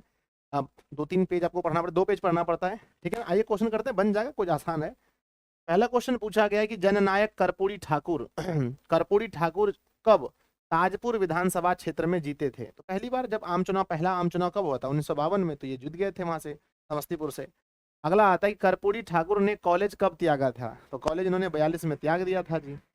अगला क्वेश्चन आता है कि श्री कर्पूरी ठाकुर का जन्म समस्तीपुर के किस गांव में हुआ था? अभी आपने पढ़ा था ना, किस गांव में हुआ था, है ना, पीतो झिड़िया गांव में हुआ था। अगला आता है कि लिफ्ट के ऊपर, है ना, कहाँ लिखा था ओनली फॉर ऑफिसर्स? लिफ्ट के ऊपर कहाँ लिखा था ओनली फॉर ऑफिसर्स? कहाँ लिखा था? तो कहता है सचिवालय में। अगला क्वेश्चन आता है कि 1952 ईस्वी के आम चुनाव में डॉट डॉट से कर्पूरी ठाकुर विजयी घोषित हुए थे? तो समस्तीपुर के ताजपुर से, ऑप्शन नंबर ए सही होगा। नेक्स्ट क्वेश्चन आता है हमारा, कर्पूरी ठाकुर का जन्म किस राज्य में हुआ था? तो बिहार में हुआ था, ऑप्शन नंबर डी। अगला क्वेश्चन हमारा आता है कि सन 1967 में बिहार के उप मुख्यमंत्री कौन बने थे? तो पहले उप मुख्यमंत्री बने थे, फिर बाद में तो मुख्यमंत्री भी बने थे, कर्पूरी ठाकुर। अगला आता है हमारा क्वेश्चन कि पहली बार कर्पूरी ठाकुर कब गिरफ्तार कर लिए गए थे? तो पहली बार इन्हें गिरफ्तारी हुई थी 1943 ईस्वी में। कब हुई थी? 23 अक्टूबर 1943 को। अगला क्वेश्चन क्या आता है कि कर्पूरी ठाकुर ने आईए की परीक्षा पास कब की थी? आईए मतलब आर्ट्स की जो परीक्षा की थी, इंटर ऑफ आर्ट, मतलब इंटर ना आर्ट्स से किया था, 1942 में। अगला क्वेश्चन आता है कि प्रतीक्षा का अर्थ क्या होता है? प्रतीक्षा का अर्थ होता है इंतजार करना। क्या होता है? इंतजार करना होता है। अगला क्वेश्चन है जी, कर्पूरी ठाकुर पहली बार किस जेल में गए थे? अभी मैंने थोड़ी देर पहले पढ़ाया था, सबसे पहले उसे किस जेल में? दरभंगा जेल में रखा गया था। अगला क्वेश्चन आता है हमारे पास कि कर्पूरी ठाकुर, है ना, का जब गांव की पाठशाला में दाखिला कराया गया था तो उसकी उम्र कितनी थी? तो 6 साल की उम्र में उन्हें, है ना, दाखिला करवाया गया था। अगला क्वेश्चन आता है कर्पूरी ठाकुर बिहार के उप मुख्यमंत्री कब बने? अभी थोड़ी देर पहले पढ़ा था हमने, 67 में बने थे। अगला क्वेश्चन आता है जी, आजाद दास्ता का गठन किसने किया था? मैंने आपको बताया था, आजाद दास्ता का गठन जयप्रकाश नारायण ने किया था। अगला क्वेश्चन आता है कि अगस्त क्रांति कब हुई थी? वर्ष 1942 में अगस्त क्रांति हुई थी। इसी में भाग लेने की वजह से उन्होंने अपनी पढ़ाई छोड़ दी थी। कहते हैं कि स्वतंत्रता प्राप्ति के पश्चात प्रथम आम चुनाव कब हुआ था? पहला आम चुनाव 1952 में हुआ था। नेक्स्ट क्वेश्चन आता है कि डॉट डॉट, है ना, विभूतियों में जननायक कर्पूरी ठाकुर अत्यंत अत्यंत सम्माननीय है। किसकी विभूतियों में? तो कहते हैं बिहार की, है ना, बिहार की। अगला क्वेश्चन क्या आता है कि कर्पूरी ठाकुर का जन्म कब हुआ था? अभी मैंने बताया था जी, है ना, जन्म हुआ था उनका 24 जनवरी 1921। Option number B right answer होगा। नेक्स्ट, जननायक कर्पूरी ठाकुर का जन्म बिहार के किस जिले में हुआ था? समस्तीपुर जिले में हुआ था। अगला आता है कर्पूरी ठाकुर किन पदों को सुशोभित किया था? किस किस पद पर ये रहे थे? कार्यवाहक अध्यक्ष बने थे, विरोधी दल के नेता भी बने थे, उप मुख्यमंत्री एवं 2 बार मुख्यमंत्री भी बने थे, सब कुछ बन गए थे। अगला, जननायक इनका उपनाम है? जननायक कहते हैं कर्पूरी ठाकुर को ही जननायक कहते हैं, तो ऑप्शन नंबर सी होगा कर्पूरी ठाकुर को। नेक्स्ट क्वेश्चन आता है कर्पूरी ठाकुर कितनी बार बिहार के मुख्यमंत्री बने थे? 2 बार बने थे, एक बार नहीं 2 बार। नेक्स्ट क्वेश्चन आता है हमारा कि जयप्रकाश नारायण द्वारा गठित आजाद दास्ता के सक्रिय सदस्य कौन थे? सक्रिय सदस्य बने थे जननायक कर्पूरी ठाकुर। अगला क्वेश्चन आता है कि जननायक कर्पूरी ठाकुर ने कॉलेज का त्याग कब किया था? तो इन्होंने कॉलेज का त्याग कर दिया था कब? कब किया था? अगस्त की क्रांति के दौरान।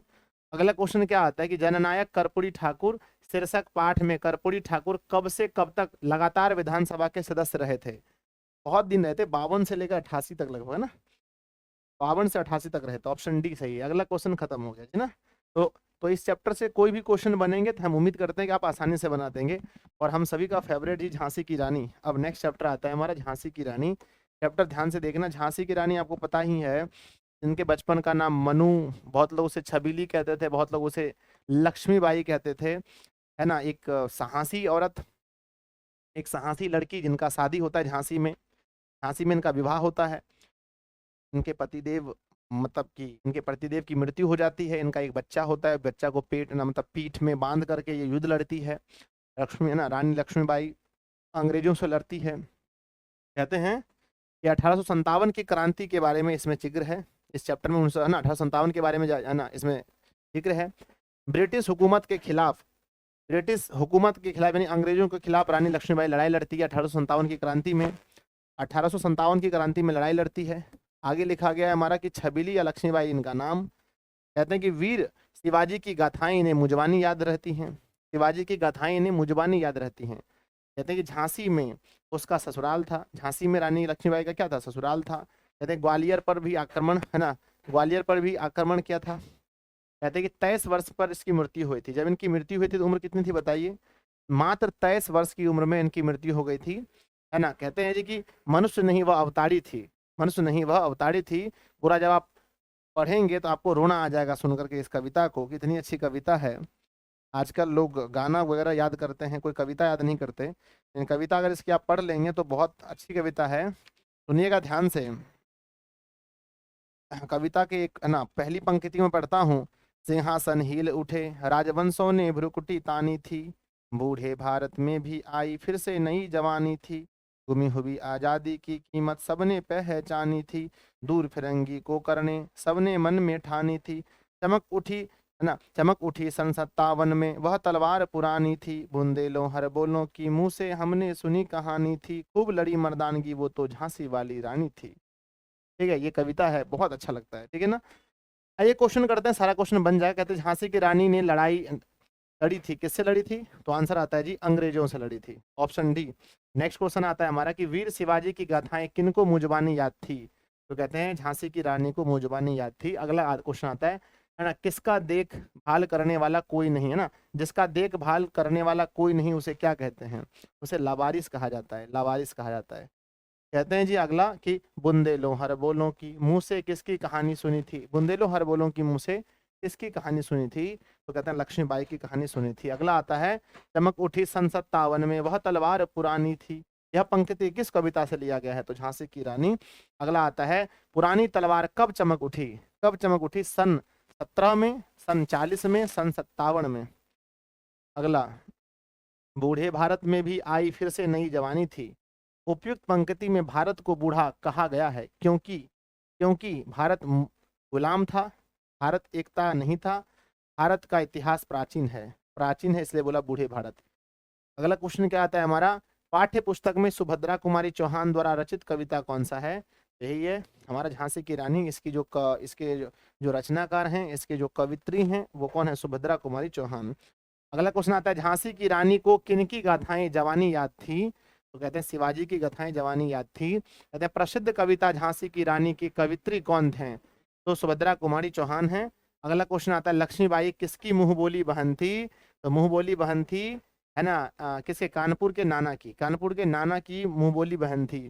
तो झांसी रानी कविता किससे हमारा ओजपूर्ण साक्षात्कार कराती है? तो जीवन वृंत, संघर्ष और विद्रोह से हमारे साक्षात कराती है। जीवन में हमें भी विद्रोह करना सीखना चाहिए, मुंह नहीं छुपाना चाहिए, अपने हक के लिए हमें लड़ना चाहिए। अगला क्वेश्चन आता है घायल होकर गिरी सिंहनी उसे वीर गति पानी थी। घायल होकर गिरी सिंहनी उसे वीर गति पानी थी, किस कविता की पंक्ति है? झांसी की रानी। अगला, झांसी की रानी के बचपन का नाम क्या था? बचपन में हम उसे मनु भी कहते थे, तिर ना, लीलाबाई नहीं लक्ष्मीबाई कहते थे। नेक्स्ट क्वेश्चन पूछा गया है कि झांसी की रानी शीर्षक कविता में सिंहनी किसे कहा गया? सिंहनी कहा गया है रानी लक्ष्मीबाई को। अगला चलो, है ना, सिंहनी कहा गया किसे? रानी लक्ष्मीबाई को। इतने सारे क्वेश्चन यहाँ से बनते हैं। आप प्यारे बच्चों, हम उम्मीद करते हैं कि सारे क्वेश्चन आप आराम से बना पाओगे। चलो नेक्स्ट, नेक्स्ट हमारा क्या लिखा गया? नेक्स्ट हमारा चैप्टर नंबर क्या आता है? 21 नंबर चैप्टर। ध्यान दीजिए, चिकित्सा का चक्कर। इतनी हंसी वाली कहानी अगर आप लोग पढ़े होंगे खूब हंसी आती है। कहते हैं कि हास्य, है ना, हास्य और व्यंग, इसके जो लेखक हैं वो बेढव बनारसी हैं। जो लेखक हैं उनकी उम्र है 35 वर्ष और बीमारी, है ना, वो खुद को बीमार होना चाहते हैं, वो खुद से चाहते हैं कि हम बीमार पड़े। 35 वर्ष के हैं। उन्हें लगता है कि ऐसे मुझे कोई बुलाता नहीं, कोई मेरा हाल समाचार नहीं पूछता। अगर हम एक बार बीमार पड़ जाएंगे तो सभी मेरा हाल समाचार पूछेंगे और सभी अच्छी अच्छी चीज़ मुझे खाने देंगे। ऐसा ही सोचते हैं वो अपने आप, लेकिन एक बार वो सही में बीमार पड़ जाते हैं ज़्यादा खाने की वजह से। और जब वो सही में बीमार पड़ जाते हैं तो बहुत सारे लोग उनके पास आते हैं मिलने के लिए और अलग अलग से सब लोग कहते हैं। कोई कहते हैं कि ये डॉक्टर सही है, कोई कहते हैं वो डॉक्टर सही है, कोई कहता है वेद सही है, कोई कहता है झाड़ फूक करवा लो, कोई कहता है जी, है ना, मतलब अलग अलग, हेमोपैथी सही है, कोई कहता है एलोपैथी सही है, कोई कहता है एक्सरे करवा लो। तो लोग अलग अलग इसको दिमाग देते हैं। मतलब ये कहते हैं कि लोग जूता छोड़कर सब कुछ खिला देते हैं इन्हें, है ना, इन्हें सब कुछ खाने के लिए कहते हैं बेढब बनारसी को। तो वही इन्होंने लिखा है चिकित्सा का चक्कर, यानी कि जब इंसान बीमार होता है तो किस तरह से चिकित्सा का चक्कर लगाता है, वही बताया गया कि एकदम प्रॉपर इलाज जल्दी नहीं मिलता है। आप भी देखे होंगे कि आपके घर में कोई बीमार पड़ा, 5 डॉक्टर के यहाँ इलाज करवा लिए, ठीक नहीं होता है, क्योंकि वो मेन बीमारी ही नहीं पकड़ा जाता कौन सी बीमारी है। कहते हैं अलग अलग वेद, लोग अलग अलग उपचार बताते हैं। ठीक है, इस कहानी में मेन यही है कि सब अलग अलग उपचार बताते हैं, कोई ये कहता है कोई वो कहता है। सबसे लंबी अगर पेज की कहानी अगर मैं बोलूं, अगर हास्य व्यंग अगर मैं बोलूं, जो भी है सबसे लंबी आपकी बुक में 23 चैप्टर में से सबसे लंबी मुझे यही लगती है, सबसे लंबी, पर बहुत हंसी आएगी आपको, बहुत हंसी आएगी। आइए क्वेश्चन करते हैं, क्वेश्चन हो जाएगा। चिकित्सा का चक्कर, मैंने पूरा पेज पढ़ा है बच्चों कहते कि चिकित्सा का चक्कर कहानी में लेखक की नींद एकाएक कितने बजे खुलती है? तो कहते हैं 3 बजे लेखक की नींद खुलती है, 3 बजे, जब लेखक खाकर सोता है। तो कहते हैं कि राय कृष्णदास हफ्ते में कितनी बार दाढ़ी बनाते हैं? तो जब आप ये कहना, जब ये हास्य व्यंग पढ़ेंगे तो वहां पर एक राय कृष्णदास होते हैं जो हफ्ते में 9 बार दाढ़ी बनाते हैं। अगला क्वेश्चन आता है कि दंत चिकित्सक ने लेखक से प्रति दांत तोड़ने की फीस कितनी ली? जब पेट का जब ठीक नहीं हो रहा था, देखो दांत के डॉक्टर आए, बोले आपका दांत ही खराब है। नहीं, दांत के डॉक्टर नहीं, एक ऐसे नॉर्मल डॉक्टर आए, उन्होंने बोला आपका दांत से ही, दांत में आपका पैड़ी, मतलब जो ना दांत में पेड़िया वगैरह हो गया, जिसके कारण से पेट खराब हो रहा है। तो दंत चिकित्सक ने लेखक के प्रति दांत 3 रुपए मांगे थे, एक दांत तोड़ने का 3 रुपए, तो 32 दांत तोड़ने का 32 या 96 रुपए। तो बोले 6 रुपए छूट दे देंगे, 90 रुपए में सब दांत तोड़ देंगे और फिर 150 रुपए में नया दांत लगा देंगे तब पत्नी ने बोला आज लोग बोलेंगे दांत उखड़ने, तो दांत उखड़वा लीजिएगा बीमारी के कारण से, कल बोलेगा बाल उखड़वाने, बाल उखड़वा लीजिएगा, परसों बोलेगा नाक उखड़वाने, नाक उखड़वा लीजिएगा। कुछ मत कीजिए, चुपचाप खाना पीना पर ध्यान दीजिए, आपका सेहत ठीक हो जाएगा। तो फिर वो बोलते हैं, बेढक बनारसी कहते हैं, अगर ऐसे ही ठीक हो जाएगा तो इतना पैसा हमको काहे लगाने दी, जब तुमको अपने ही दिमाग चलाना था। तो पत्नी लोग बड़ा है ना समझदार होती है। कहते हैं कि इसी बीच मेरी नानी की मौसी मुझे देखने आई, किस पाठ की पंक्ति है? चिकित्सा का चक्कर। अगला आता है कि, है ना कि लुकमान नाम था एक, लुकमान नाम का एक हकीम था बच्चों। अगला क्वेश्चन आता है डॉक्टर चूहानाथ कातर नाम सुनिए कातर जी होना चाहिए, पूरा साथ में होता है। डॉक्टर चूहानाथ कातर जी ने FRCS कहाँ से की थी? तो अमेरिका से की थी उन्होंने। अगला क्वेश्चन आता है कि चिकित्सा के चक्कर हास्य व्यंग के लेखक कौन हैं? तो बेढब बनारसी, ऑप्शन नंबर सी। अगला क्वेश्चन है चिकित्सा का चक्कर साहित्य की कौन सी विधा है? तो अभी आपने देख ही रहे, हास्य व्यंग है। अगला क्वेश्चन आता है लेखक बेढब बनारसी की क्या इच्छा होती है? बीमार पड़ने की इच्छा, और किसी का होगा दुनिया में? निम्नलिखित में किस पाठ की विधा व्यंग है? व्यंग है, कौन सा है? चिकित्सा का चक्कर। अगला क्वेश्चन आता है चिकित्सा पद्धतियों के विरोधाभासों को सफलतापूर्वक उभारा है इसने? चिकित्सा का चक्कर ने। अगला क्वेश्चन आता है लेखक बेढब बनारसी ने कितने रसगुल्ले खाए थे? 6 रसगुल्ला खा लिए थे उन्होंने अगला आता है कि लेखक बेढब बनारसी यहाँ वैद्य जी कैसे तशरीफ लाए? पालकी से लाए थे, पालकी से वैद्य जी आए थे। कहते हैं कि चिकित्सा का चक्कर शीर्षक में डॉक्टर ने दांत बनाने के कितने रुपए मांगे थे? दांत बनाने के टोटल 150 रुपए मांगे थे। चलिए खत्म हो गया चैप्टर, ठीक है ना। दांत बनाने के टोटल 150 रुपए मांगे थे डॉक्टर ने। ठीक है, चलिए अब नया चैप्टर शुरू हो रहा है, चैप्टर नंबर 22 होगा ना, 22वां नंबर चैप्टर है सुदामा बच्चों। क्या नाम है? सुदामा चरित। ठीक है, सुदामा चरित जो है ना एक कविता है जिसमें भगवान श्री कृष्ण और उनके परम मित्र जो गरीब थे बहुत, सुदामा, उन दोनों के बारे में कहा गया है ना। ये कविता है जिसको लिखने वाले नरोत्तम दास हैं। कहते हैं कि जब सुदामा बहुत गरीब थे, उनके घर में खाने पीने का नहीं था, क्योंकि वह भिक्षा मांग करके अपना मतलब पेट चलाते थे अपने परिवार का, और भजन करते थे हरि का, यानी श्री कृष्ण का भजन, है ना, श्री कृष्ण का ही भजन करते थे, हे कृष्ण करते रहते थे हमेशा। इतना ज्यादा प्रेम था अपने मित्र से, उन्हें ही भगवान मानते थे, उन्हें ही दोस्त मानते थे। एक बार पत्नी ने कहा, हे जी आप घर पर क्या करते हो? आपके मित्र जो हैं कि इतने बड़े राजा हैं, तो आप क्यों नहीं जाते उनके पास मदद मांगने के लिए? तो उन्होंने कहा नहीं, मुझे मदद मांगने में अच्छा नहीं लगता अपने दोस्त से। बोला अच्छा जाइए तो सही। तो बोला अच्छा चलो ठीक है ना तो वो अपने द्वारिका गए अपने मित्र से मिलने के लिए। तो बोले द्वारिका जो जा रहे हैं तो मित्र के लिए कुछ लेकर के संदेश जाएं, कोई भी जाता है, आप भी जाते होंगे अपने दोस्त के यहाँ तो कुछ ना कुछ लेके जाते होंगे। तो संदेश के रूप में उसकी पत्नी ने कुछ चावल दे दिया, थोड़ा सा इतना चावल पोटरी में बांध करके दे दिया, ठीक है ना। और ये है ना, ये जब यहाँ से गए तो वहां पर बोला, अरे द्वारपालों कन्हैया से कह दो तुम्हारा, है ना, क्या था, अरे द्वारपालों कन्हैया से कह दो तुम्हारा सुदामा करीब आ गया है। सुदामा जी वहां पहुंचे तो जैसे ही श्री कृष्ण सुने कि हमारे मित्र आए हैं, वो दौड़ते हुए वहां पर जो उनकी पत्नी थी, अ, जो भी थी, जो भी नाम था उनका पत्नी का, है ना, वो सबको हटाते उठाते वो दौड़ करके कृष्ण उनके पास गए और रोते रोते अपने आंसू से उनके चरण धोए। बोले कि भाभी माँ मेरे लिए कुछ लाई होगी तो मुझे दीजिए। तो बोला कि नहीं नहीं, कुछ नहीं भेजे ये। उन्होंने अपने चावल को, जो मतलब चावल दिया था ना उस सुदामा की पत्नी ने, उसे उन्होंने कांख में छिपा लिया, बोला कुछ नहीं दिया है ना, कुछ घर में था ही नहीं तो कुछ नहीं दिया।